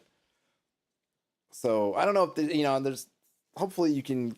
There's always some point where you get too big that some of the charm is lost, and maybe that's inevitable. If he becomes the next, if the Dungeon Minister becomes the next, or Claricon becomes the next PAX, it's going to be undoubtedly that something will be lost in that, right? But I don't know. I don't know at what point you lose it, but right now it has a really nice vibe to it, and it didn't feel like it had been a whole year since we were there, having seen everybody. General Nut likes that paragraph.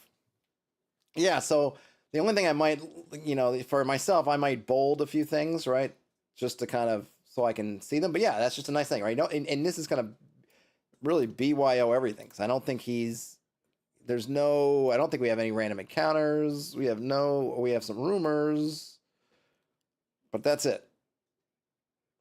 But you're getting the area. And you're getting kind of you get this overview that's got some past. It tells you how it fits into his overall series of settings called Lands of Adventure, where you can place it, and then boom. And this is free, by the way. You can go to drive-through if you're interested in this. Go to drive-through. Even some of these towns. Greenton, population 642. Halfling, lawful alignment, ruled by an elderman, Paddock Ryburn, who's also lawful, and it's got farming, right?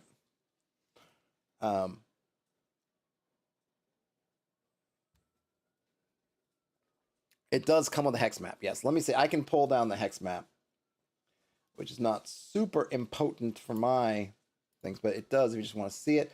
So what comes with it is you get there's actually a bunch of stuff. You get a couple of maps, it looks like. There's another PDF about the castle. Something called Black Marsh Southland Combined, which I'm not sure what that is. It's an image. There's map notes, and you even get it some versions as a PDF, but I'm not sure what those are. So you get a bunch of stuff. Yeah. Let's see. Let's. There's the MIP. So obviously a lot bigger area than mine.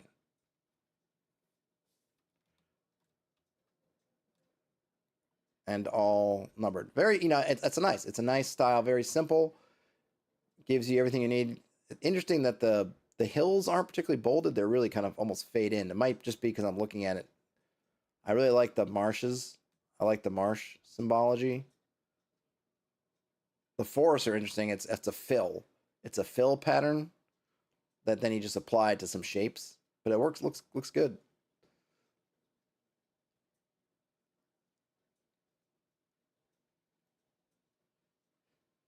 I guess probably the marsh is a fill also. Maybe it's a I don't know what he used to create it, but it might be that that on the layering that the marsh is below the whatever layer has the waterways, and these are nice, kind of cool little bodies of water. They're not. This adds a little complexity, makes it feel a little bit more organic. I don't know what X's stand for, but I'm guessing those are just these places of interest. Let's see, one X. Let's just go to one of the X's and see. And it's got a note too. XL is at 1217. So if we switch to, we'll go here to 1217. What's that?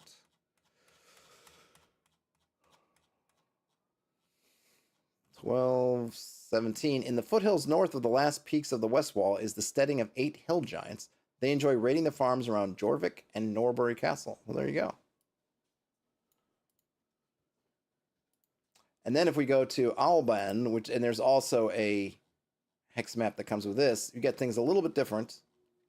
This would be Luke gearing, so you get Alban and surrounds, you get some weather, encounters, each area.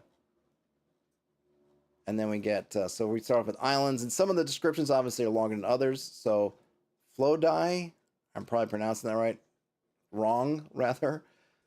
Swarms with seabirds. In the spring, their nests filled the ground. Crushing an egg is sure to invoke their fury. At the center of the island, a crumbled dry stone tower in the style of Ruis. In the rich bird-ish fertilized soil, proliferation of psychoactive mushrooms grow. Within the tower, a warrior who has forgotten themselves entirely, mind forever gazing beyond. Naked to the waist and heavily tattooed, they speak in the language of slurred syllables unheard in the waking world. Attacks against them are at -4, the warrior whirling their blade around them at inhuman speeds. When the mushrooms of Flodai, again I'm pronouncing that wrong I'm sure, are eaten, the consumer sleeps deeply, entering the realm of dream until the next sunrise. Those making a tea and sharing it travel together. The realm of dream can give prophecy, nightmares, and falsehoods. Within the realm of dream is the warrior's mind. They will offer to teach their way of the sword, practiced in the surreality of slumber. By looping their blade in a figure of 8, they offer attackers no opening, causing them to take -1 to hit. They do not remember their name, nor how long they have dwelt here. So there you go. Some kind of cool stuff. That one obviously is very long, but there's a lot going on. There's the seabirds, which is an interesting note about the egg. Then we have the tower and the warrior. And this is a case where I like this description a lot, but I wouldn't mind either a bullet point or two or some bolding to kind of help me out. Because especially as a hex crawl where part of the appeal or the joy of Hexcrawl is ending up in places you don't necessarily expect. You might end up here where I haven't had a chance to pre-read all this stuff. So then I can either read it all or read, I have to kind of read, parse, kind of go. And then of course we have some that are much smaller. Let's pick something. I'll pick something on the, so we have a tomb. Let's pick something down. Let's just zoom down. Whoop. Where's a small one? Okay, so here there's just almost an event. Emerging from the soupy waters of the bog is a long-preserved corpse. The clothes have long since rotted away, but the hands, mummified to leather, still clasp a lead tube. Within are orders written in Latin, recalling the garrison of a fortress. If presented to the ghouls in 1509, they will form up and march south and into the ocean. That's kind of cool. What's one that's kind of more of an event? Let's see. Most of these are a bit longer than. Let's see. So, faceless tomb, hidden in a fold between the hills, an unmarked tomb made of huge stone blocks. They show signs of being moved with tools. It takes combined strength of 40 to move. Within are 30 skeletons. Instead of faces, they have a plane of smooth, rounded bone. Amongst the bone, various pieces of low-value jewelry in a variety of styles worth 300 silver pieces. It's not even an attack. So there you go. So you kind of get some different, a little bit different styles. I probably will fall somewhere in between these.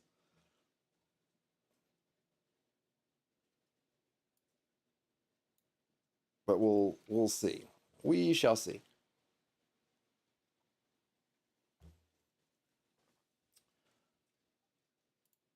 Let's see. Okay. All right. So I got the Werebore Lair. I got the Giant Hawk's Eerie. Am I spelling that wrong? Why is it giving me this? Eerie is a word, right? It's annoying sometimes when there's a word that exists, but their spell check doesn't know it, and so it's telling me I'm wrong or not. Eyrie. Oh, maybe I'll spell it airy, because it's also going to be airy. Maybe that's better with that. I know I could add it to the dictionary. I'm just curious. Okay, it likes that better. Well, there you go. Well, if you look at it now, I mean, so I searched it over here. So it is a word. Also spelled airy, A-E as opposed to E-Y. And I don't know if there's a different spelling or another. Oh, okay. So the EY is a chiefly British variant of airy. Okay. Well, either way, they should have known, but I guess that's fine. That's fine.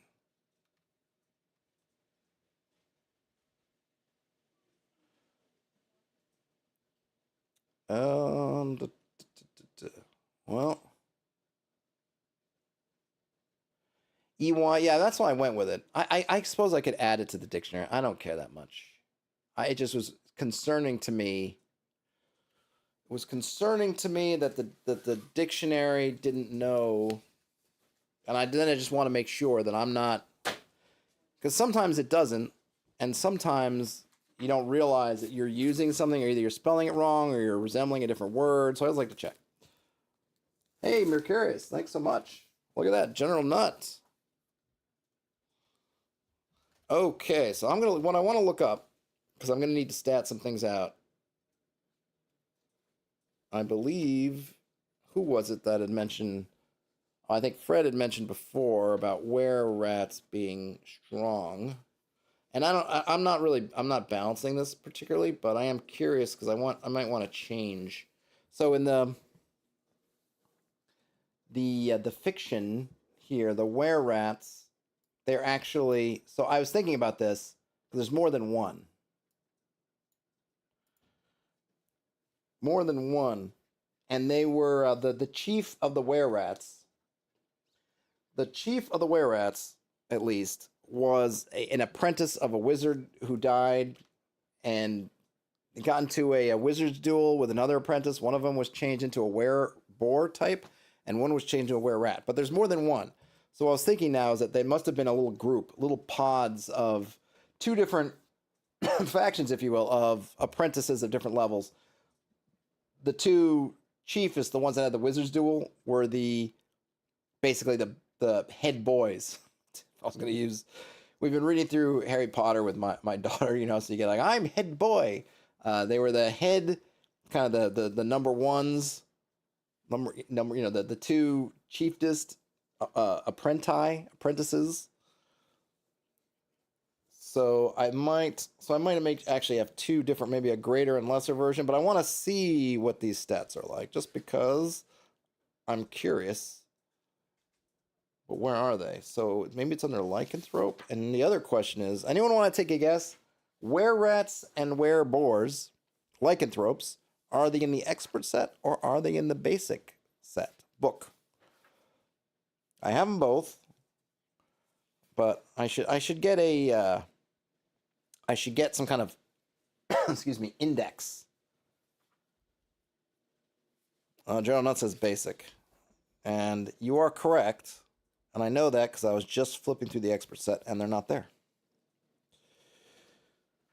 So they are in basic. And I believe they're under L for lycanthrope. It's hard to say. Or the organization being what it is. Some things which you might think are would be grouped together are not. And other things are. Alright. Lycanthrope. So we get were-rats. 3 with an asterisk.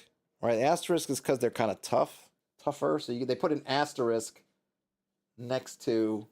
Tristan said expert. Nope, it was basic. And no, they're under lycanthropes. Under lycanthropes, they're actually you get 5 different types of lycanthropes: were-rats, werewolves, were-boars, were-tigers, and were-bears. So they have human forms and animal forms, but I think they're always going to be, they're not going to be, so I guess I'll have to change this because I don't think they're going to be I'm going to call them ratlings, I think, because the idea is they're in kind of a hybrid human, they're humanoid hybrids, hybrid humanoids, as opposed to transforming. They're kind of stuck in this. All right, so let's see what we got. So for ratlings, yeah, I hear you. It's 50-50 on guesses. Oh yeah, it was. Everyone had even odds of being correct. Okay, so were-rats by their, or as I'm going to call them, ratlings. Which I think I have a creature. Yeah, I have a character heading. Yep. So they are. Well, they're cursed, humanoid. Okay, I'm gonna leave the star in there, though I might take it out for later. I'm not gonna worry about hit points. Attack. One times bite, or let's see. So I'm doing everything. I'm just gonna do D6 damage. Oh, I think, well, wait a minute. What does the bite say? Do they say?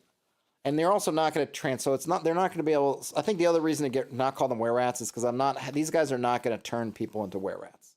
They are cursed. They're cursed, and that's why they're transformed. The curse is non-transferable. It is the NFT of curses. It is non-transferable. And I'm just drinking, well, now it's warm water for the working man. They are non-transferable. Non-transferable curses. So for normal lycanthropes, are humans who can change into beasts, or were-rat. Interestingly enough, by the book, it says lycanthropes are humans who can change into beasts, or in the case of were-rats, beasts who can change into humans, which is an interesting thing that I never really thought about. But I don't have to worry because they're not going to be like that. It says they can't wear armor since it would interfere with their shape-shifting. But that's okay too, because they're not going to shapeshift. Any lycanthrope, I will say they can summon 1 or 2 animals of their were type. Yeah, so I'll put that as some kind of special, maybe?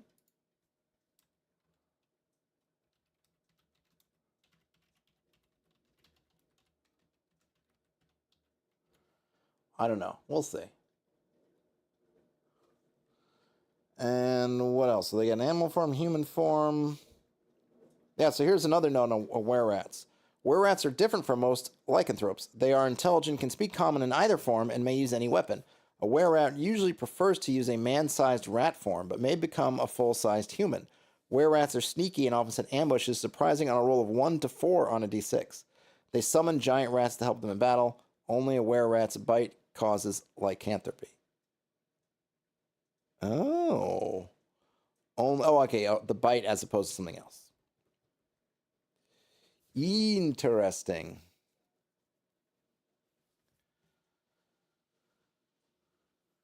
Tristan says that makes them wonder what would happen if they shapeshift while wearing armor. I guess, I mean, it sounds like they couldn't, but I like the idea the were-rats, which I'm going to do anyway, are in kind of a giant, kind of rat humanoid, rodent humanoid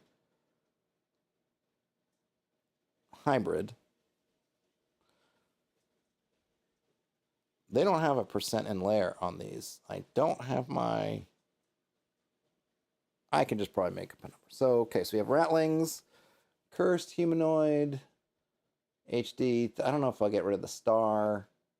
Probably will, just for simplification. Special summon giant rats. Oh, yeah, they surprise. Well, ambush.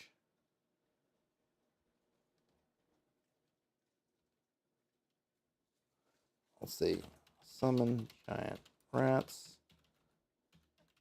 Ambush. I like to bold things in here. Oop.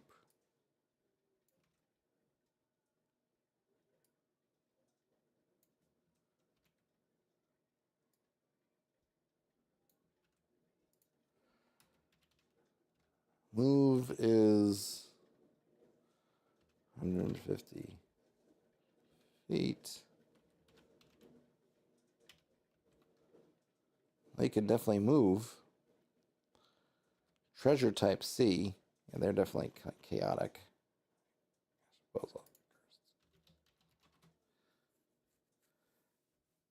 Okay, cursed chaotic humanoid, 3 hit dice, 1 attack by bite or by weapon. I guess I could even just take out the 1 bite. Well, no, I'll leave that in there. Summon giant rats, ambush, move, morale. What's the morale of the giant rat? 8? Okay. 8. Treasure. I'm just going to...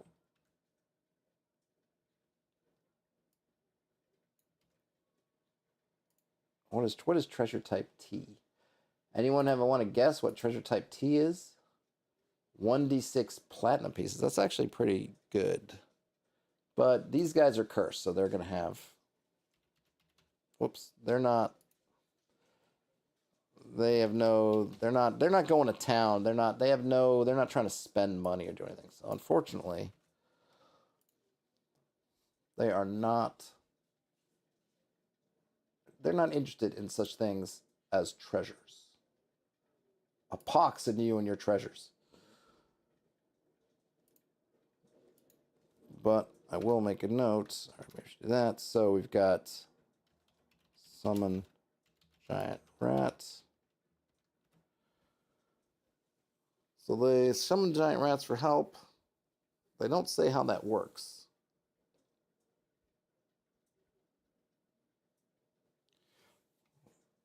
Roll 1d6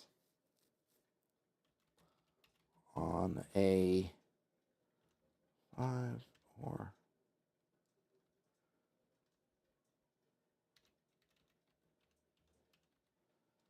roll 3d6. I'm basically using, well, I don't know. I'm just going to, roll 3d6.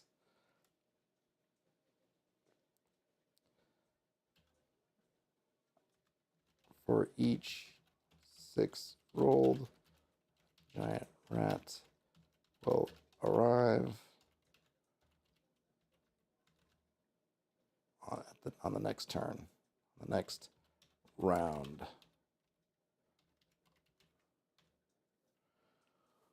And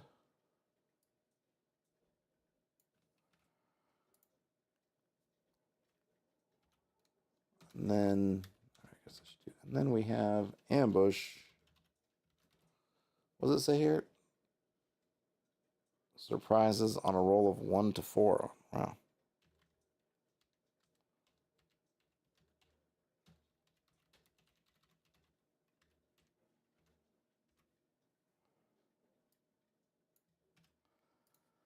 Sneaky cheeky.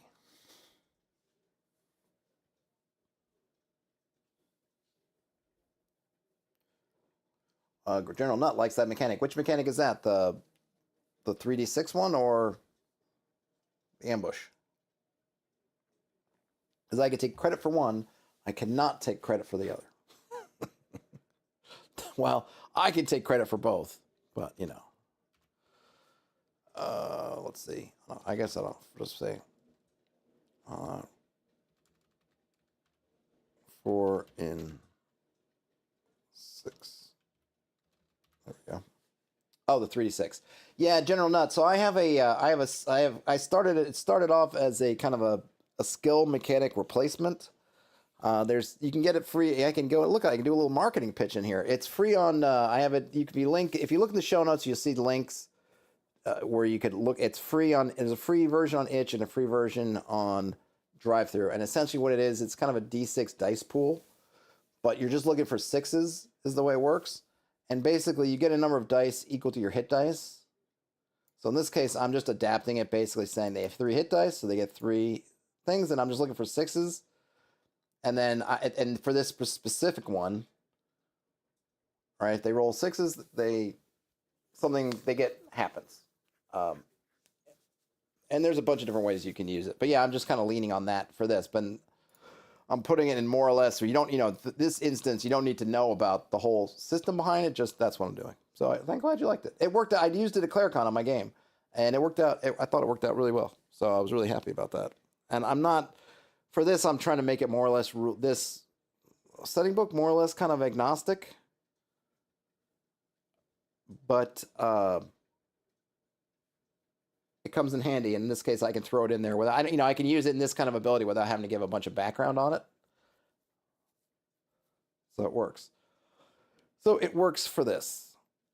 I suppose, Black Marsh has no stats or anything. I mean, I guess if I'm really coming up against it and I don't have time to stat everything out, I suppose I could stop all that, but I don't know.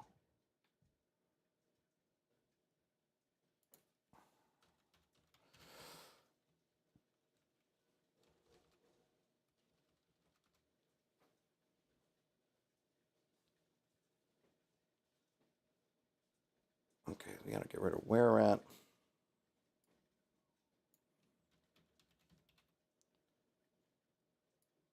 I mean, I could just put as, I guess another thing I do is as where we're at, which would be another shortcut, which I might do if, like I said, I'm running low on time.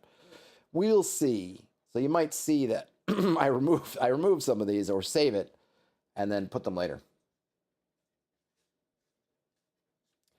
Well, yeah, but so Tristan says that's 3d6 per ratling. That means if there are, say, 4 rattlings, they could summon 12 giant rats. That's brutal. It is, but they got to roll a bunch of 6s. So yes, if you have 4 rattlings and you roll them, and they do like what you in Daniel. So Tristan played in Daniel, aka Bandit Keep's chainmail game, and between him and the other players, they rolled 3 double 6s in a row, something crazy like that.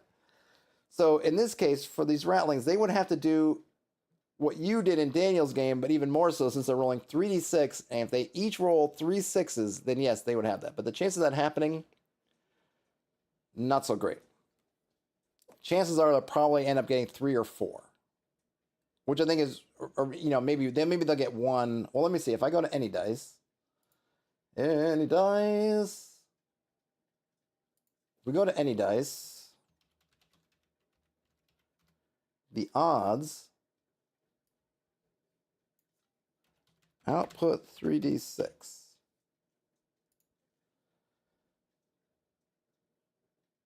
Oh, well, it's telling me the scores. Was it highest?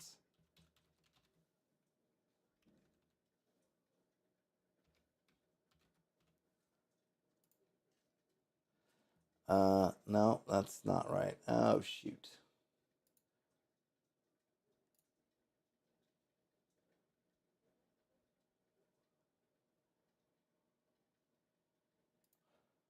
Oh, I see. So I got to go highest 1. All right. So well, I'm just gonna. So here, let me just move this over.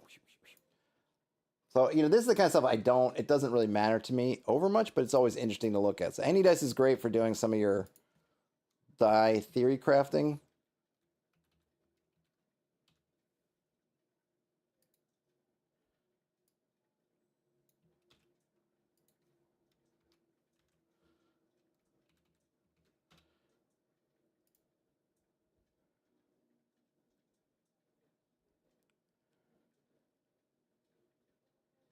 I'm not even sure if that's correct. I don't think that number is correct, actually.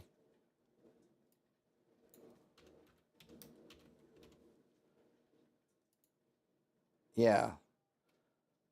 Maybe this isn't even correct. I'm not sure. So, any case, You have just under 50% chance, or let's say you have 40% chance of getting 1 6, less than 10% chance of getting 2 6s, and then half a percent chance of getting three 6s. So chances are they're probably getting one or none. And I know, having played in Daniel's home game, plenty of times my fighter has been rolling a bunch of dice and needed some 6s and not gotten them. So I think it's a pretty reasonable number. And again, reasonableness is not my primary concern, actually. But it also the nice thing is too is that they can maybe do it, but it also kind of fits because they're kind of summoning them from the environment. They're not magically like poofing in front of them, so they're oftentimes probably gonna make some kind of wail, or whatever, and nothing comes because there's no giant rats around. So I like it. It's fine. I mean, okay.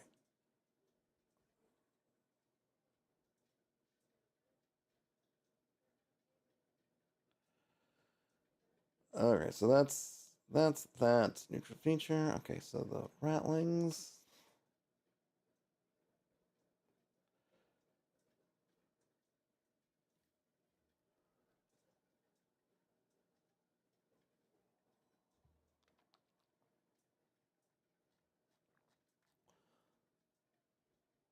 Yeah, and now I got now say I got to figure out I call them borlings, piglings. Piglings is interesting.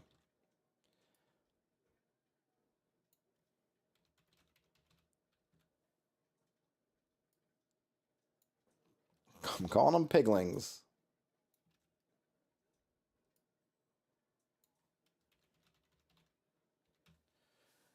Mass has never played online or used these apps to make maps, etc. You should do an intro for all farts. Well, I've done some different map videos, Matt. I've done some stuff with Hexographer, or I guess Worldographer / Hexographer 2. T-Ball says sometimes you gotta get humbled by rodents of unusual size. Yeah, absolutely. Yes. So I've done some videos on Worldographer / Hexographer, and I've done some videos on some other apps as they come up. So there are some videos you'll see some. I should probably make some kind of playlist. I think I did, but I don't know if it's up to date with some stuff on tools.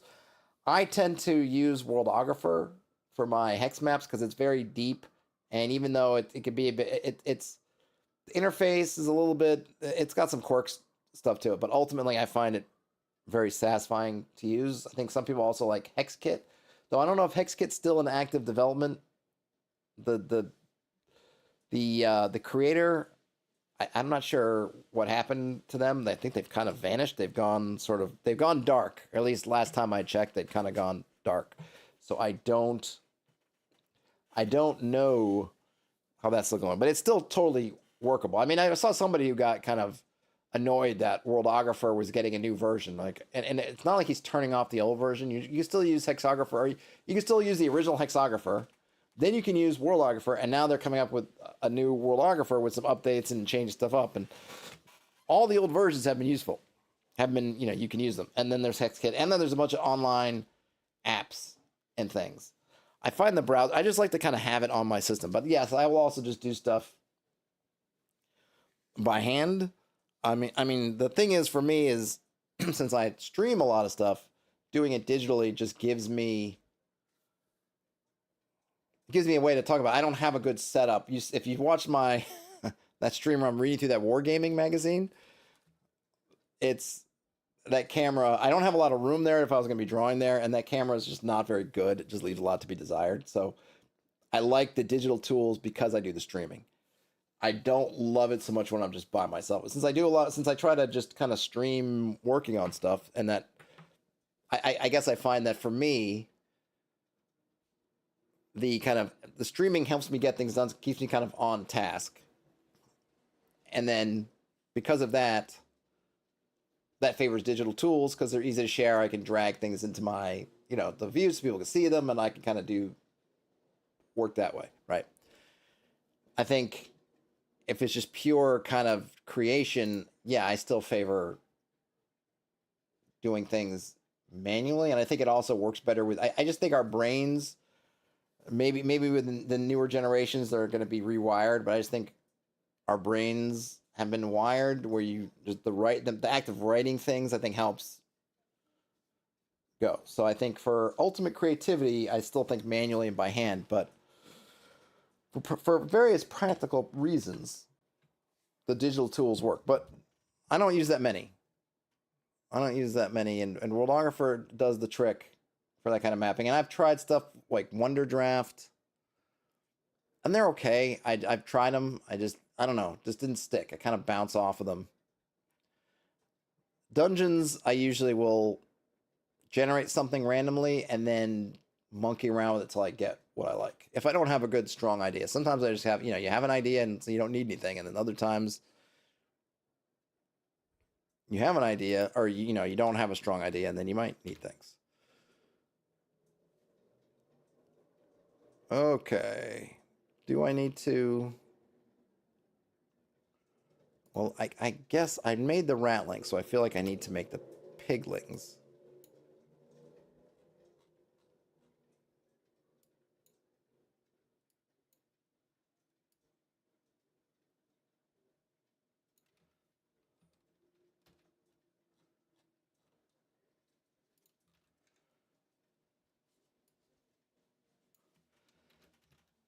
So the wereboars... So the ratlings, the were-rats by the book get some interesting stuff. The wereboars, not so much. But they do have a better armor class.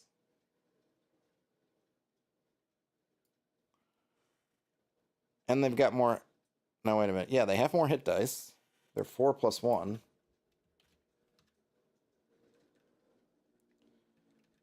What do they have? They have a tusk. 1 tusk bite? What the heck's a tusk bite? Wereboars are semi-intelligent, have bad tempers. In human form, they often seem to be berserkers and may act in the same way in battle, gaining +2 to hit rolls and fighting to the death. Oh, interesting. Okay. Well, let's see if we can figure that. So they have a berserkness. So they don't have the ambush.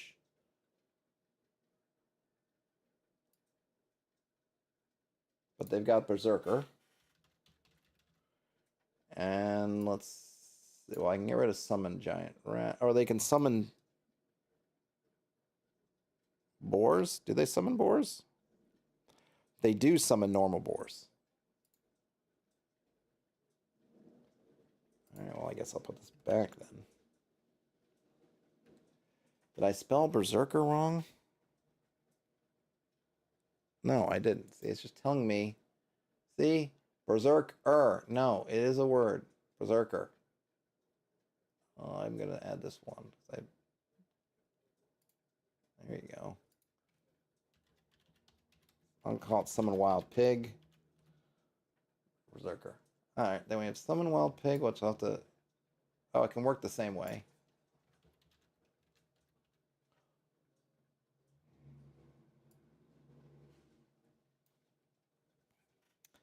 A Wild Pig.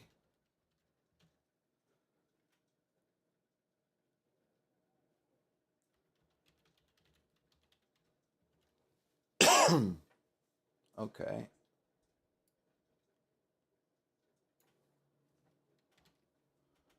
But they get 4.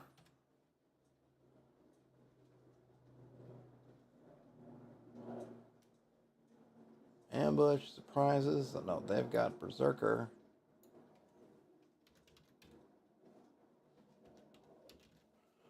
Alright, so the berserker, according to this, berserker says, which I just read it, right? Plus, what is it? +2.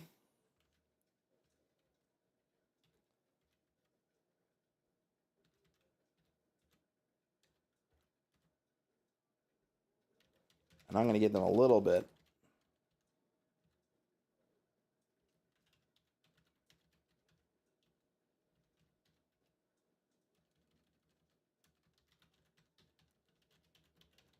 There we go. Give a little more flexibility. So they're +2 to hit, but they must save versus death to withdraw from melee.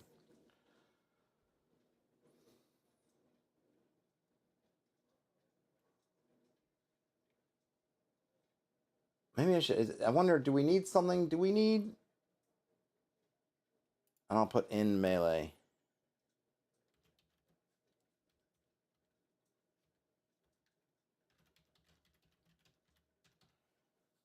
+2 to hit while in melee. Must save versus death to withdraw from melee. I could probably write that more.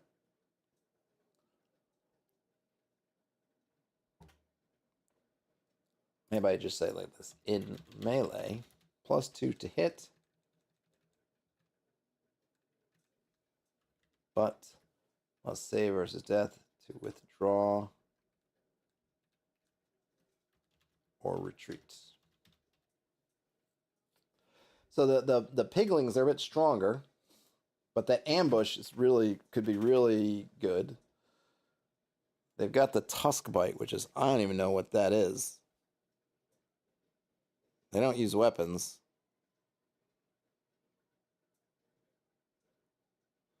The morale is 9. I do have better morale. But, of course, if they're in melee, they're not leaving.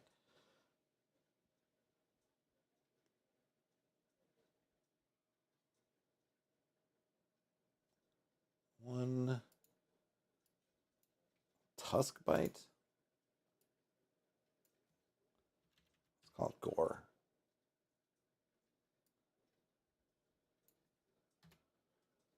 All right, cursed chaotic humanoid, 4+1 hit dice, 1 gore. You can summon wild pigs.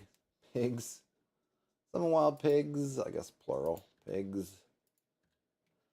And they're berserker. Oh, their movements are the same. Oh, were-rats, I gave them too much move. Where was I looking? 120, 40 for were-rats? Were-boars are faster. Interesting.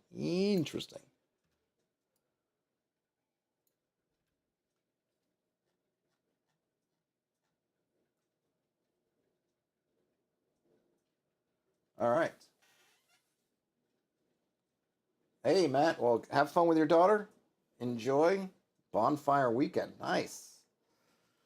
Okay, so the piglings lair, I'll have to figure out what that actually is, at least descriptively, but we have the piglings. We have our 2 warring factions of apprentices. I think maybe I'm just gonna. Well, the ratlings and the wereboars, I felt like I needed to kind of write them up because they're different. Oh yeah, the spiderkin. Right, so we have. These are the evil ones. I don't really know how to differentiate between these spiderkin.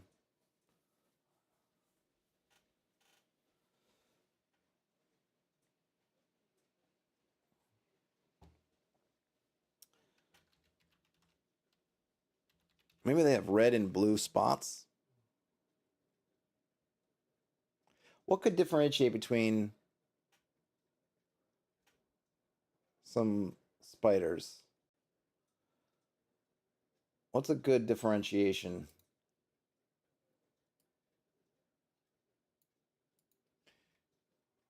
Spider markings. Oh, there you go, Mercurius. That's right, I forgot about that. Yeah, I'm trying to look. Let's see. What do we got? USA spider chart. Let's see.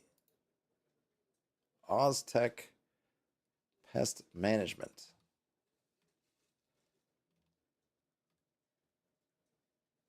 All right, well. Deadly and dangerous. Funnel web, redback, wolf spider. So I mean, one maybe has a stripe. St. Andrew's cross, low risk. The huntsman, male trap spider, female trap spider. Is there one? I'd like one that has more. What's this one? Grosser and grossest. Yeah, that's true too. I want one that gives me some descriptions. I know the Black Widow's got the red, like an hourglass. All right, so it's yellow stripes. St. Andrew's Cross. Brown recluse. I need something with the visuals are nice, but I wouldn't mind something that also pairs those visuals up with some actual description. What are some things that look like they come from a site that's got good information?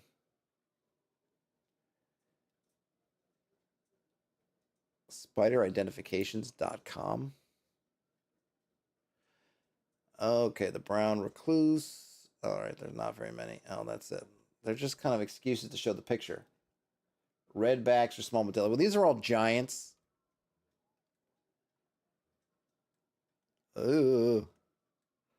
All right, let me go see if I can find a good. Let me find a high res.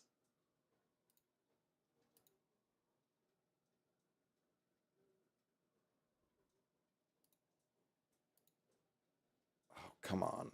Oh, look at that. Access denied. Womp womp. That one I don't like it. It doesn't seem like it's high res enough. Give me another one. This one looks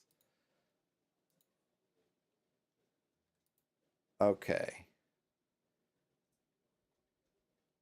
Funnel web. Mouse spider? Definitely looks creepy. Caution. Painful bite.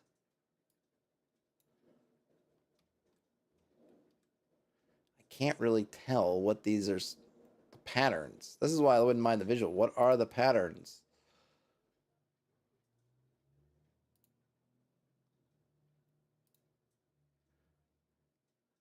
Hobo spider.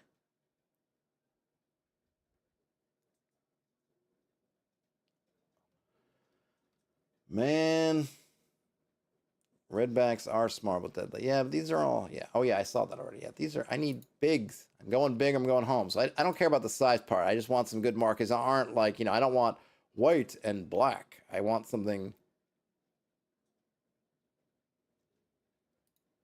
more interesting. Oh, spiderid.com. Maybe they'll have something. Okay. Black and yellow garden spider spotted outdoors. I see. Attributes dorsal. All right, so we'll use these. So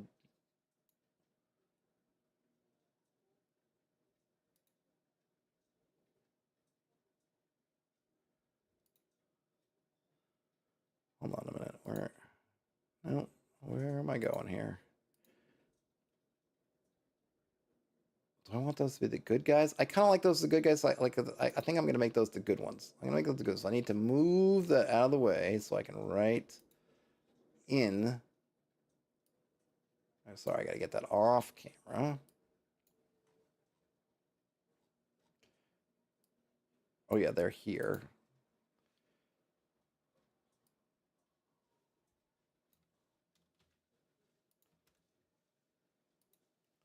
I'm gonna have to come up with names right now just so I'm not confusing myself.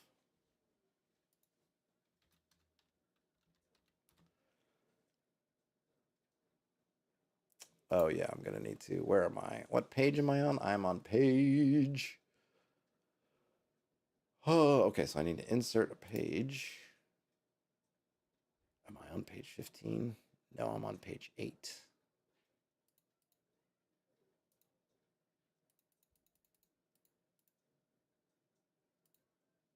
Got that right.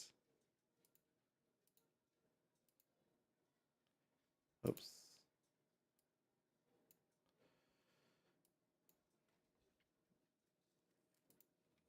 Okay, I can.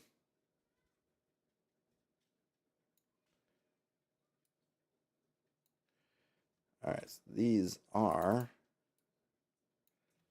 Spiderkin. Okay, so these are black and yellow garden spiders. RGOP? What does that mean? I wonder. Does this go anywhere? Oh yeah, you can't see what I'm doing.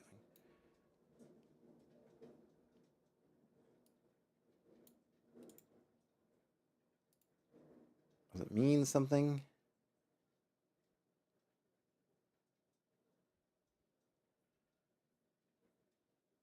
Does RGOP mean anything? Well, I'm going to use it. There we go. One down.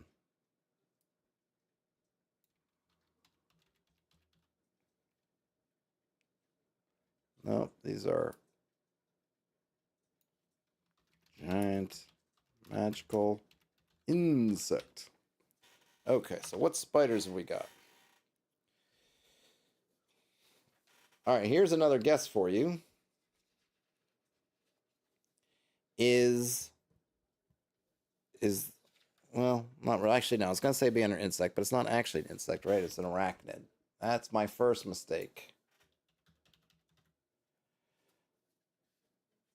And they are not under arachnids; they're under spiders in the book, if I'm remembering correctly. Okay, so we have crab spiders, black widow, tarantellas.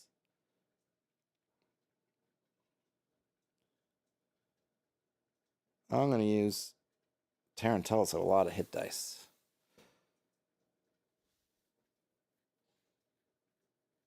So I'm going to use the tarantellas. Where are the camel spiders? Are they somewhere else? Are they in the expert set? Because I know I thought I've seen camel spiders, unless I use crab spiders for them.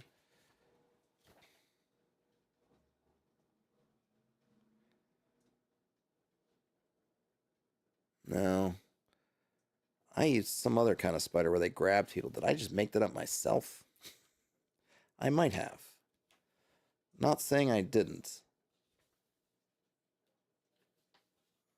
I'm just going to look under spider in the other book just to be sure. I really do need an index.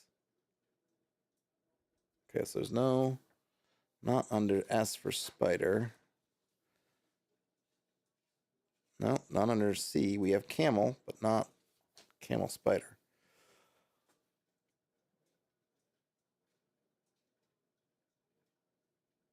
Okay, so we'll use the tarantella for the good guys, actually.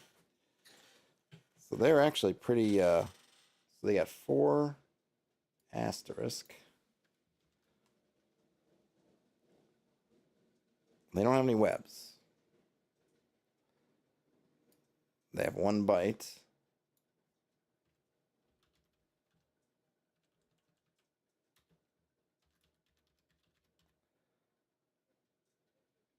They don't have...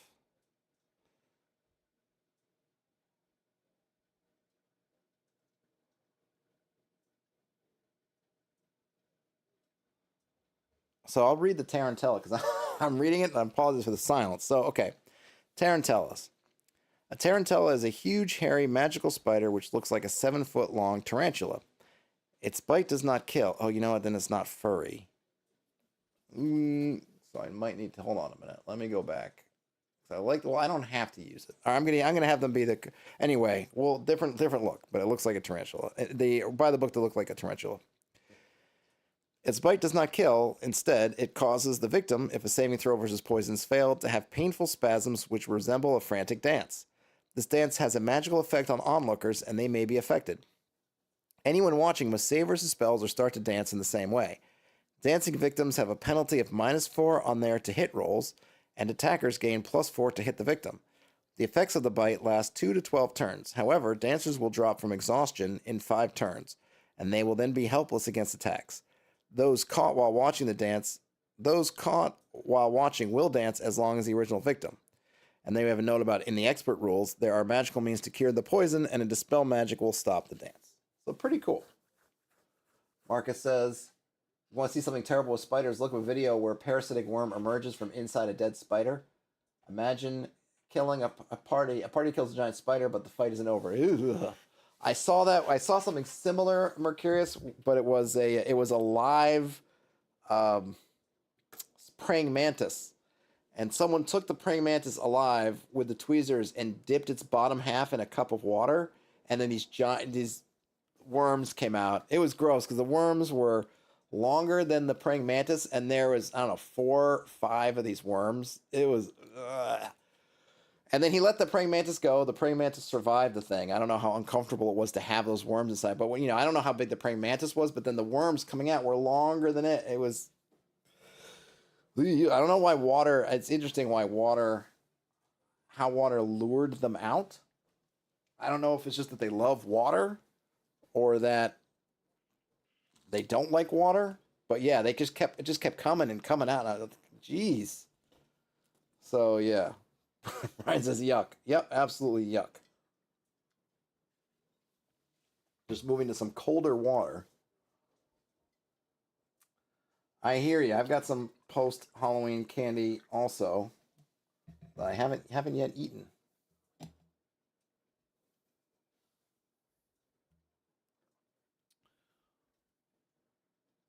Well, I'm gonna give him that same kind of thing. Get rid of these.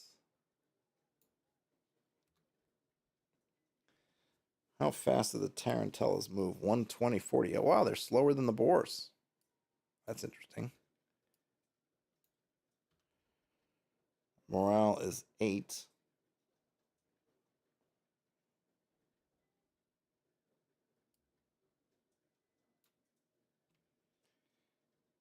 And then I'll put the poison.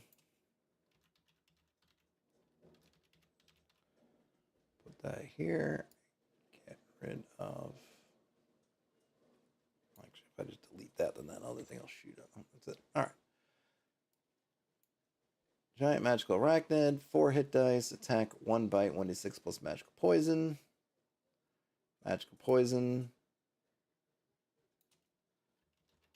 Victim must save versus poison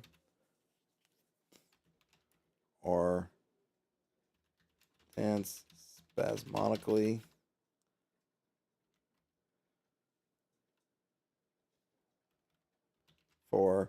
And it's 2d. I'm just getting it 2 to 12, right? It's turns, not rounds. So you get this poison hits you, and you're gone for 20 to 120 minutes. not combat. Gary says they're drowning. Okay, well, whatever the reason is, yuck.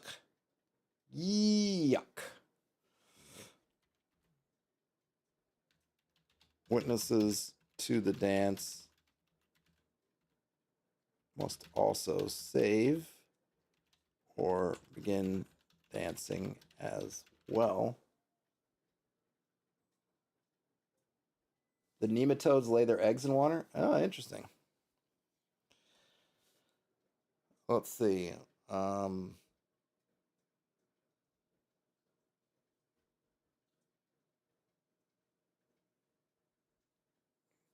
Begin dancing as well, as long as the victim dances.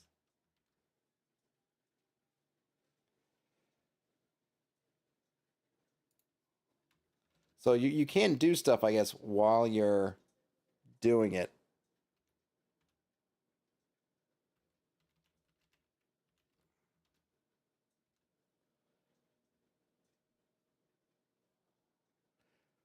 But you're -4. Your to hit is -4. Should probably write that. How can I write that in a way? Okay. Yeah.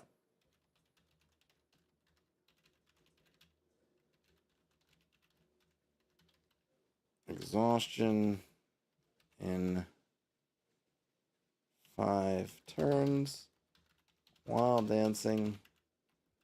Victims are -4 to hit, and attackers are +4 to hit them. Yeah, Elaine Bennis. Yeah, they're doing the Elaine. Okay, I'm gonna move this all to one page just so I can read it without going back and forth.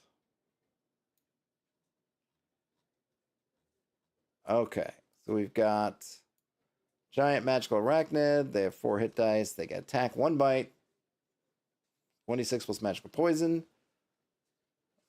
Move, blah, blah, blah. All right, magical poison. Victim must save versus poison or dance spasmodically for 2d6 turns. Witnesses to the dance must also save or begin dancing as well, as long as the victim dances. Dancers will collapse from exhaustion after 5 turns.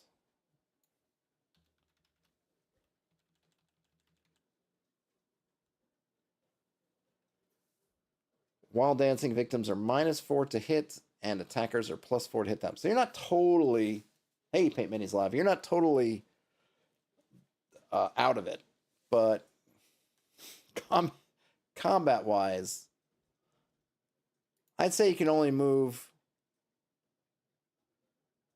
that your movement rate's cut in half, because you're trying to move and you're like, yeah.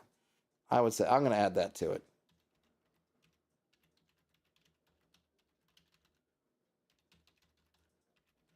Victims can only move at half speed, are -4 to hit, and attackers are +4 to hit them. I think that makes sense.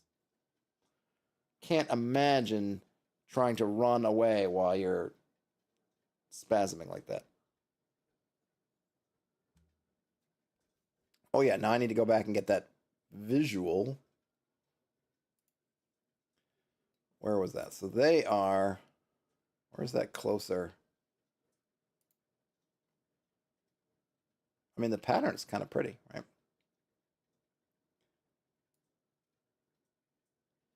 The victim will hee hee every 2 turns. Nice. Let's see.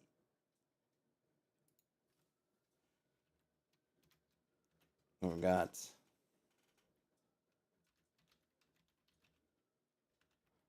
black and yellow.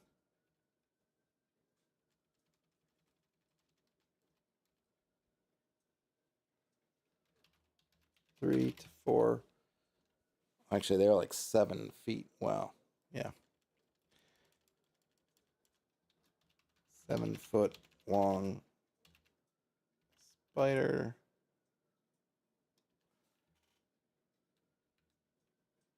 Actually, let's do it this way.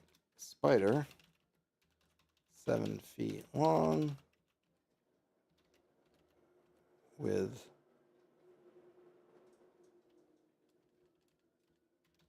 yellow and black. What do we call that? Yellow and black carapace?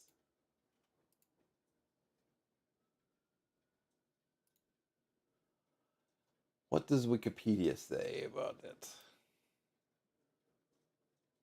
Habitat. Yellow and black markings.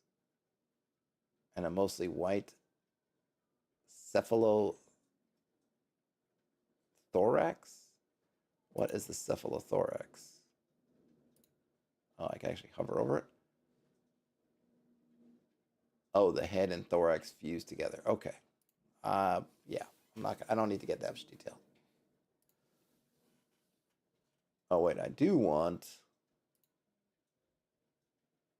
abdomen. Yellow and black, flower-like.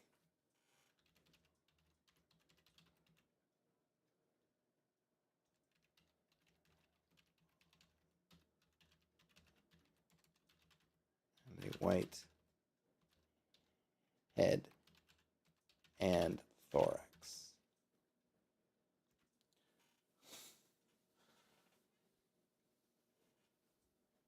You can only move as far as you can moonwalk. That would be a great, if we were LARPing, that would be a great thing to do. Like, how far can you move? How quickly can you move as you moonwalk?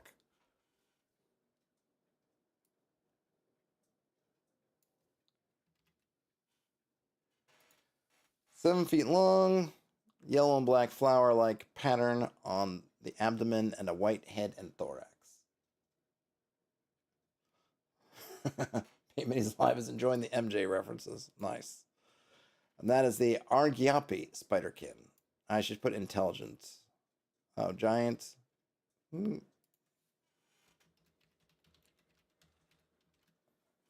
Put that in parens. They are intelligent.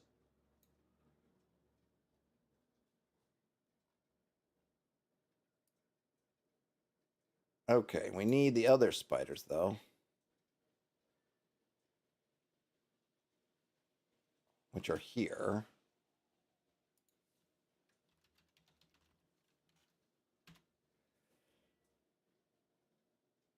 Now, what is a good... I might just use the crab spider. Are crab spiders really poisonous? What doth Wikipedia say about that?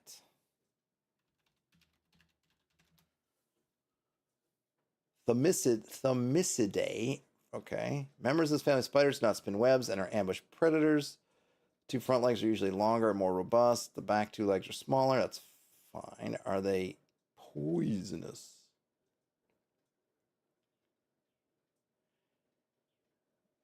They all do produce silk for drop lines and sundry reproductive purposes. But are they poisonous?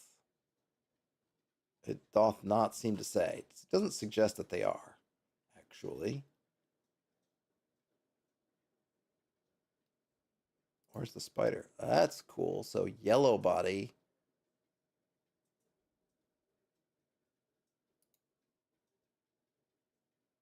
Yeah, it doesn't seem to say that they're poisonous. I don't see any fast facts. Maybe it's here. Not build webs. Okay. Ambush predators. Oh, nice. Change color.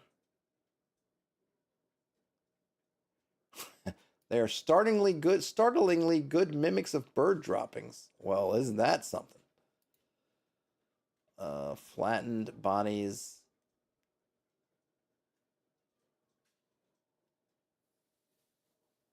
Doesn't seem to say. So where the heck? All right, so it says the spiders are not known to be harmful to humans. However, spiders of a distantly related genus, Sicarius, which are sometimes referred to as crab spiders or six-eyed crab spiders, are close cousins to the recluse spiders and are highly venomous. The human bites are rare. Aha. Okay, so these are not. So they don't. Interestingly, I wonder where the crab spider in basic came from, because that one is clearly, according to the book, 5-inch long giant spiders. They are meat eaters and attack their victims by clinging to walls or ceilings and dropping onto them. They have chameleon-like powers and can change their color to blend in their surroundings, surprising on a roll of 1 to 4 on a d6. After the first attack, a crab spider can be seen and attacked normally, which is interesting. Any victim bitten by a crab spider must save versus poison or die in 1d4 turns. However, the poison is weak and the victim may add +2 to the saving throw roll. So I guess I wonder if they're just your... It's more like a recluse kind of spider and not a crab spider like these. What is this one? Oh, there's the spider. Look at that. Ambushing a butterfly. These almost make more sense. Do I need to switch them up?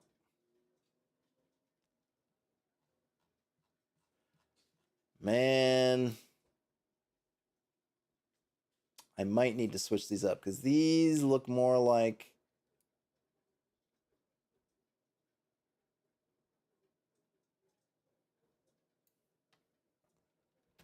Yeah, I'm going to switch them. Because one of them live in a garden, and those are the ones... All right, so I'm going to have to... Let's...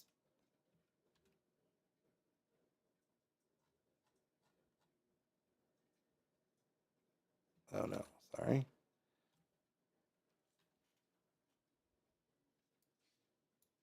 Oh. Okay. No, you're going to go, and you're going to come here.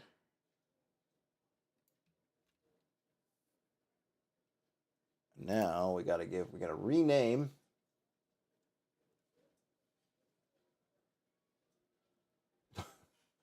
Yep, Brian likes the startlingly good at mimicking bird poop. Paint Mini's Live says, I see you had 3 years with Morgan Stanley and resemble bird droppings. Welcome to the hedge fund. Yeah, pretty much. Okay, so Thomisidae. What is a Thomisidae? Not to be confused with a spider crab. So noted.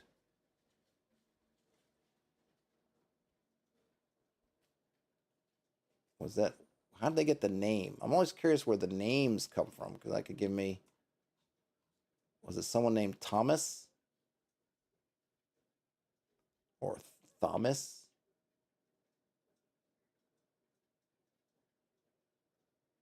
Thomisus? Uh,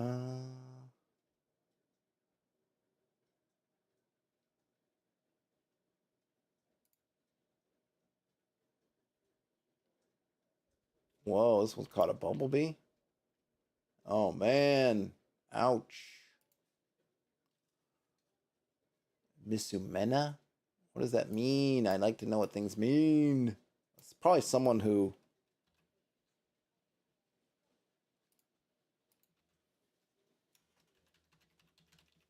I don't think it means anything. Well, I get that. But where does it come from? Where does it mean? All right, we'll just go with it as it is.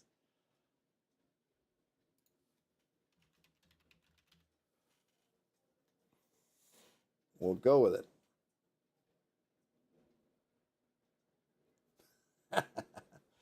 It says, goes to shake their hand. Wait a minute, where'd you go? Now this pile of bird droppings get here.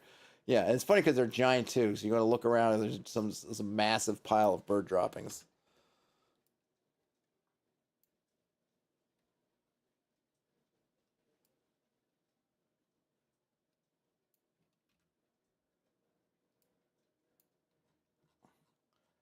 All right. Oh, I already had this here. So these are now going to be.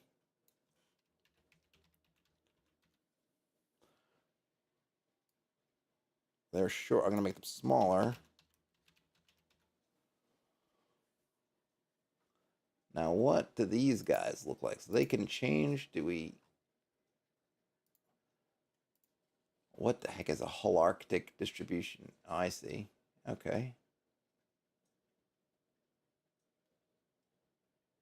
Oh, they're called crab spiders because their unique ability to walk sideways as well as forwards and backwards. I did not know that's why they call them crab spiders. Today I learned. Okay, these guys do use venom.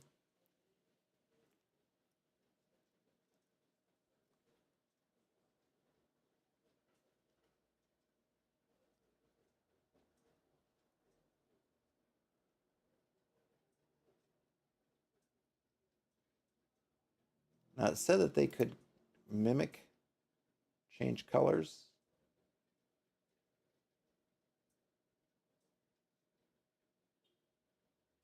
All right, so I'm going to give them the kind of. All right, so they're going to have that camouflage.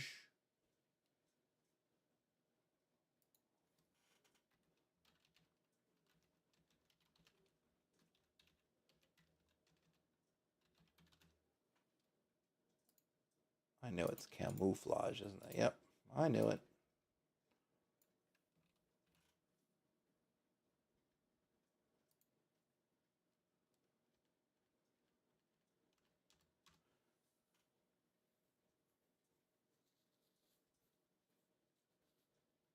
Terrence says, or not Terrence, Tristan says, can you imagine a battlefield that's just thousands of giant spiders? No need, no need to adventure there.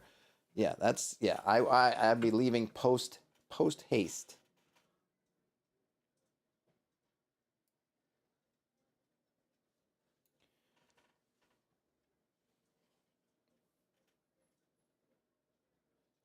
Okay, 6 feet long. Um,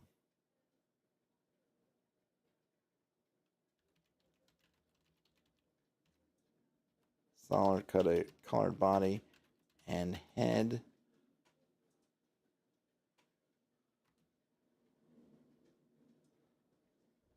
What's the word called? What am I looking for? Okay, do the colorations.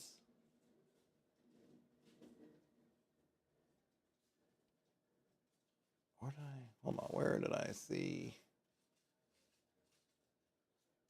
Oh, mimic, yeah.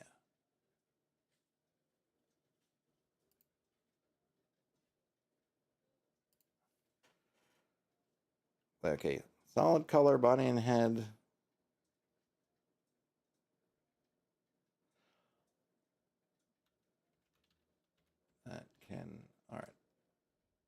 long.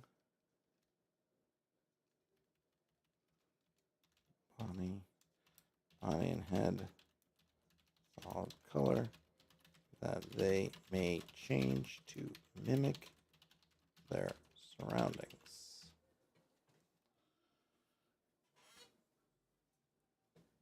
Yeah, Australia, Spider Wars. Yeah, or if you like tarantulas, there's always the kind of Austin area, which has lots of tarantulas. Though I think that's about it. I think it's just tarantulas. Okay, so the crab spiders. Yeah, I'm gonna give them a less hit die. But I'm gonna give them. Okay, same movement, that's fine. Morale the same. All that stuff the same. Special camouflage. But now we gotta.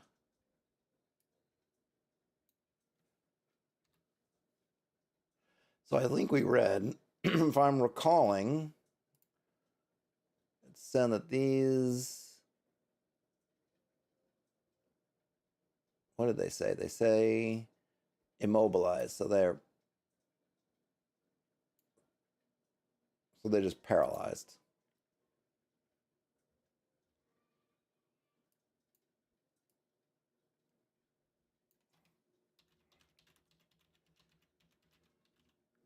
Immobilized for 2d6 turns. That's all. A simple paralysis. However,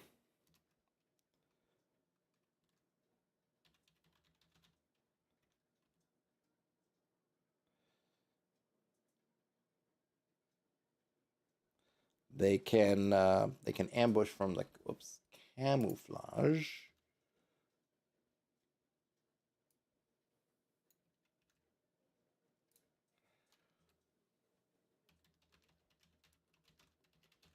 On a 4 in 6.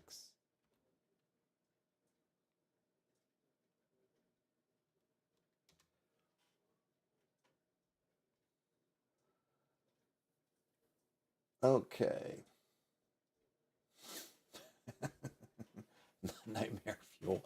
The nightmare fuel. All right, so we got the 2 spiderkin. Intelligent, and these are lawful.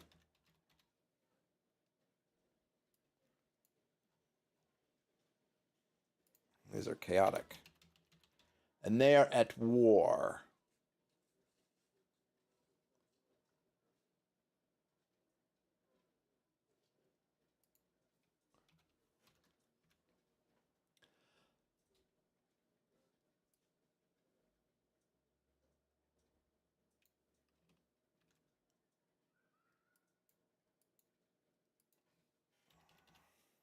RGOP.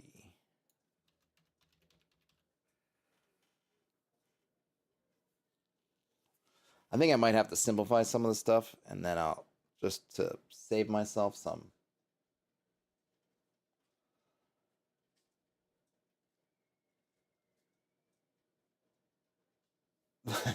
Paymoney's live ass says, if these spiders are war, does that mean that they have spider government, spider parliament? I mean, all things are possible.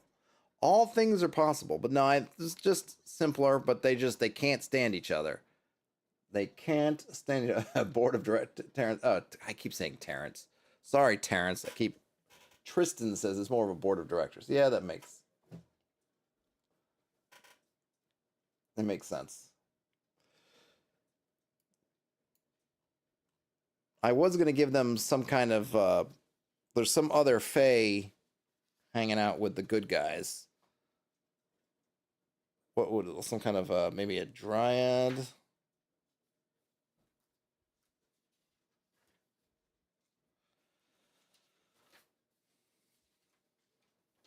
Do we have a dryad? Where is there a dryad? My kingdom for a dryad.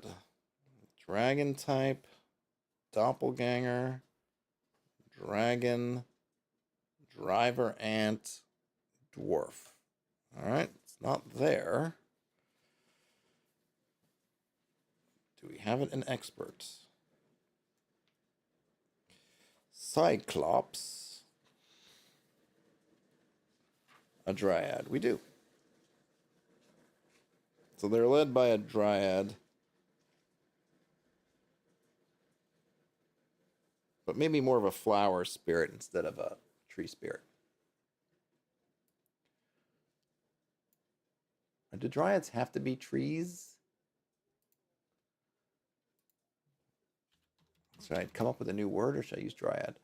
A tree nymph or tree spirit? Oak. Driss. So what is...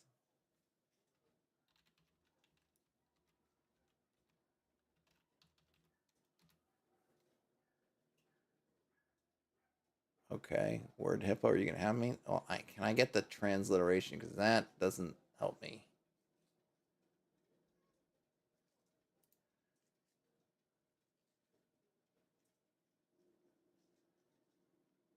Chloris. So if a dryad is driss ad, then a chlorad. I don't like a florad.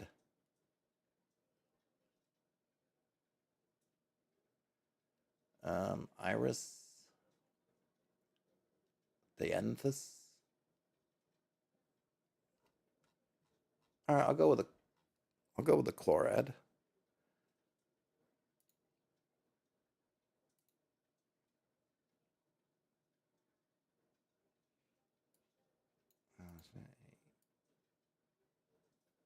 Oops.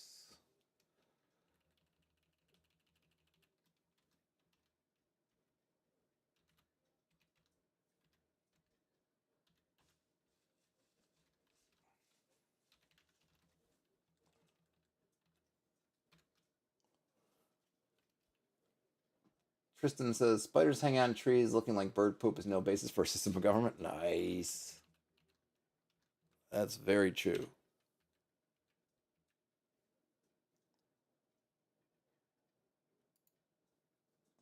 Very, very true.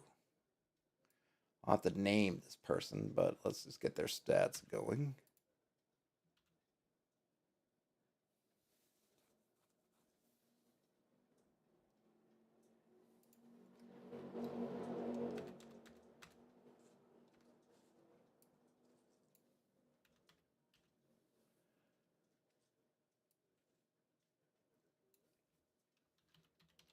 Lauren.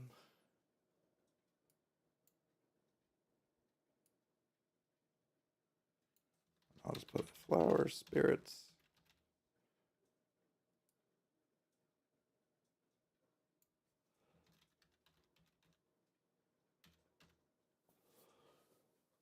Okay, so you have a lawful fae, so dryads, 2 hit dice.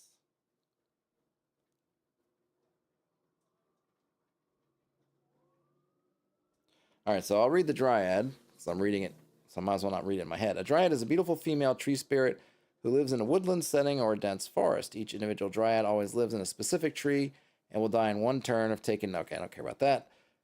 Dryad will also die if her tree dies. If a dryad wishes to be unobserved, she will join. Okay, that's fine. Let's see. Anyone approaching or following a dryad may be attacked by the powerful charm person spell these creatures can cast. The victim must make a saving throw for the spells with a penalty of 2 on the roll. A charmed character will approach the tree and be drawn into it. Unless rescued immediately, the victim will never be seen again. That's spooky. Dryads hide their treasure in hollows under the roots of their tree. So I'm not going to write all this up now, but I'm going to change. I'll change it. Basically, I'm going to keep kind of the flavor, but it'll be their flower fields.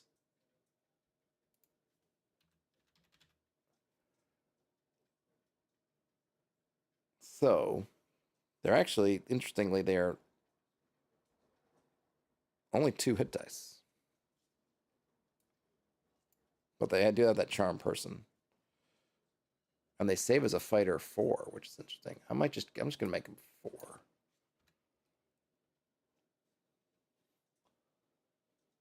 Spider government, is it canon? Council of Spiders. Maybe the bad guys will have some kind of thing. I might have to throw that in there. I don't want to deal with it right this moment.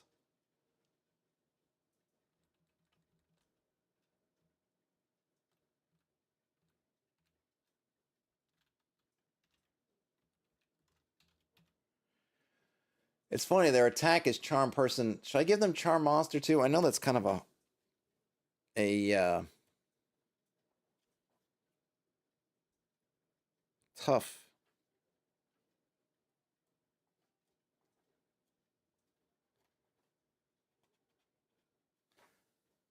one. You know what? I'm gonna call it Mass Charm.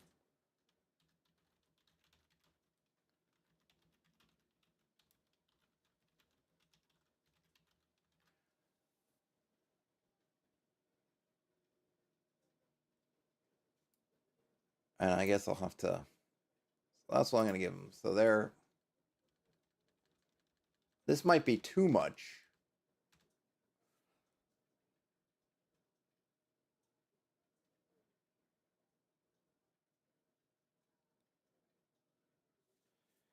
Okay. Save as fighter 4. Right.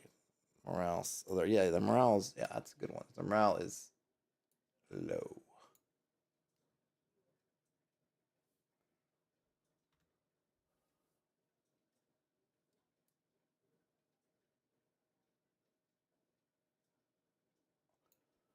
Let's see. Terrence says maybe the chloride releases a spore that causes whoever's nearby to become a flower in the chloride's fields. Oh, interesting.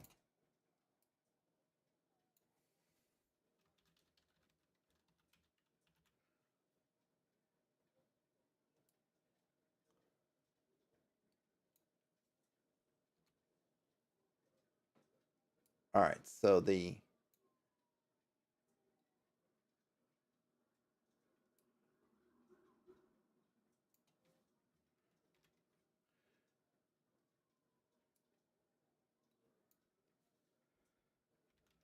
victims, either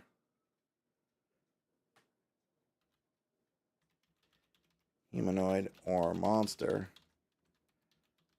must save versus spells or be drawn to the center of the garden of the chloride's garden. Okay.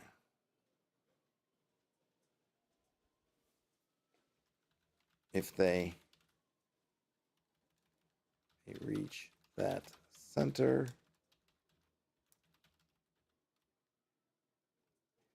if they reach the center,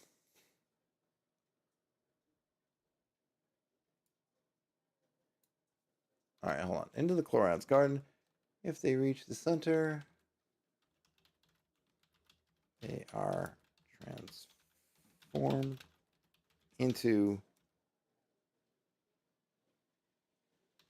our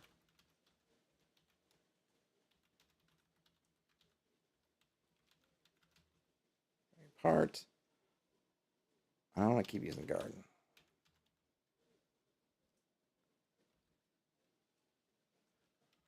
Okay. Mass Charm. Victims, either human or monster, must save versus spells or be drawn into the chloride's garden. If they reach the center, they are transformed into a flower. You do have the overwhelming urge to photosynthesize. Exactly. That's definitely some Children of the Corn kind of moment here.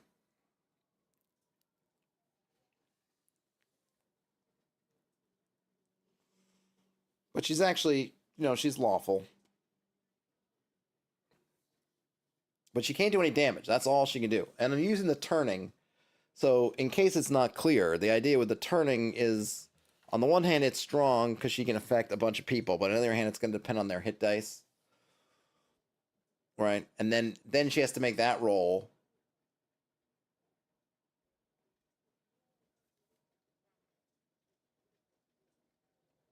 And then she's got to then she has to roll for how many hit. It has a little bit of a procedure, right? She's got to roll to see what she does, and then she'll get kind of the highest level of creature she can attempt. Then how many hit dice of that creature, and then those creatures get a save. So it's pretty darn strong on the one hand, because if you fail your save, you're kind of sunk. At the same time, you have a couple of, you'll have, one, there's, if you are charmed, presumably, depending on how big the guard is, you'll have at least a little bit to resist, so maybe somebody could tackle you and stop you from going in. And then, the other one being that you do get the save, I guess. And I'm not giving the penalty, so it's a little bit weaker than the Dryad save, but she can only, this Chlorad can do it on a bunch of people at once. Not with the others. So, strong.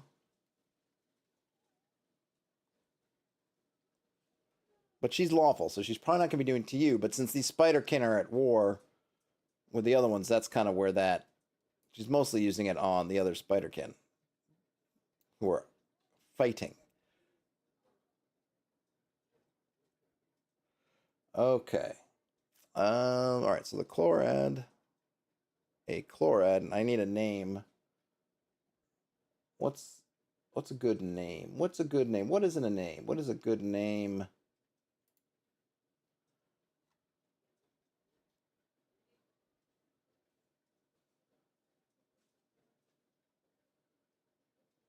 I definitely like Chlorad better than Florad, but no, not. Well, since she's a dry, let's see. Ancient Greek female names.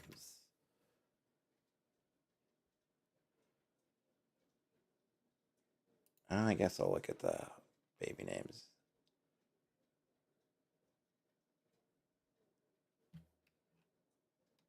Is that Irene? Gallery, Iphigenia, Calliope, and Nike, Ophelia, Weaver, Xantha, like I remember Xanthippe from, there was a character in the Kimmy Schmidt show named Xanthippe. Adara, oh, that's beauty. I like that. I'll go with Adara.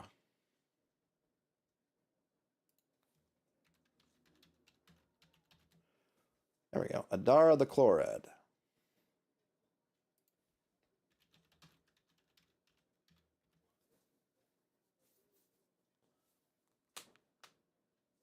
Oh, I just cracked my knuckles.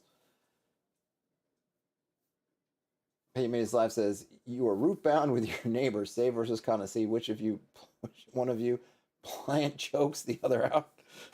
The fight for survival is real. Your garden is a jungle. I think when you become a plant, it's pretty much your toast. Unless something happens. That's wish. Maybe remove curse.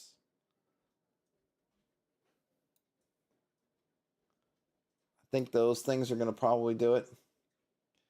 All right, let's see. Do I have anything to do? So I got to bail out in a few minutes, but last thoughts. I still have a bunch of stuff to do. And I got tonight. When does hold on, let me see. When does this thing end? How much? How much? Yeah, that's me. Where is? Oh my gosh, I'm doing my own. Stop.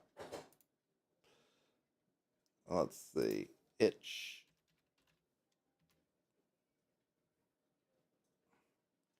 All right, so if I go to my jams, Hexcrawloween, 1 day and 7 hours.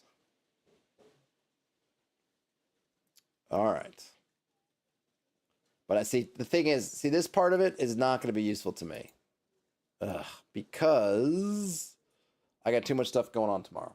Well, I don't know. Well, I got stuff going on. Maybe I'll have to use some of my. Oh yeah. So before I go, I'm going to be streaming, hopefully raise some fundage tomorrow. Didn't I post about it? Um,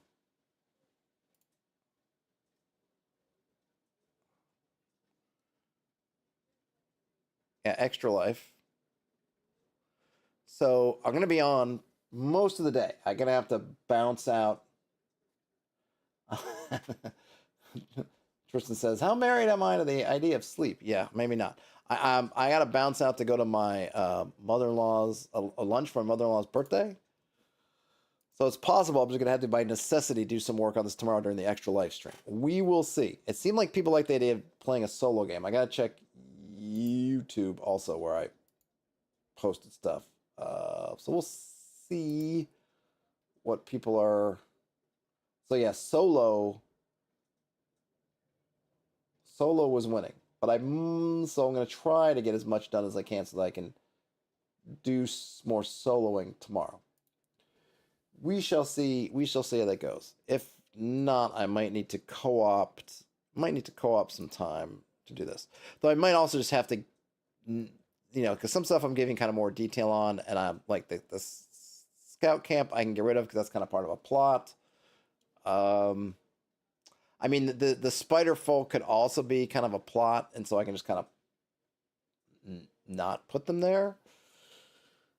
But since I've already written them out, maybe I'll keep them there. So, and then I gotta stat out some of these places. The merchant's wagon, this wreck, the abandoned mage's tower. I'm gonna keep.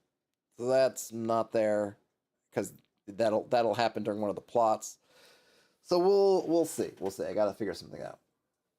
Pay me is live. Just for tomorrow. It's charity, just for Extra Life. It's a thing they do a kind of a day for kind of trying to bring awareness of money. So just funding, just charity, for charity, not for me. Day of the Mage's Musing says Hexcrawloween. It's November 1st. Shouldn't it be Day of the Dead Crawl? That's a good one. If they had thought about that earlier, they might have used it. So we'll see. We will see what's going to happen tomorrow. Yeah, I know. So many open tabs. All right, folks. Well, I'm going to bail out for now, but I will be back tomorrow for Extra Life. And I will probably, if I am able to get a bunch more done, I'll show off what I've got done, and then I can do something else. Otherwise, I may have to keep on trucking and try to hit it so I can submit on time. Thanks for hanging out with me and helping me out. Have a great rest of your day, night, whenever you end up watching or listening. Game on, and I'll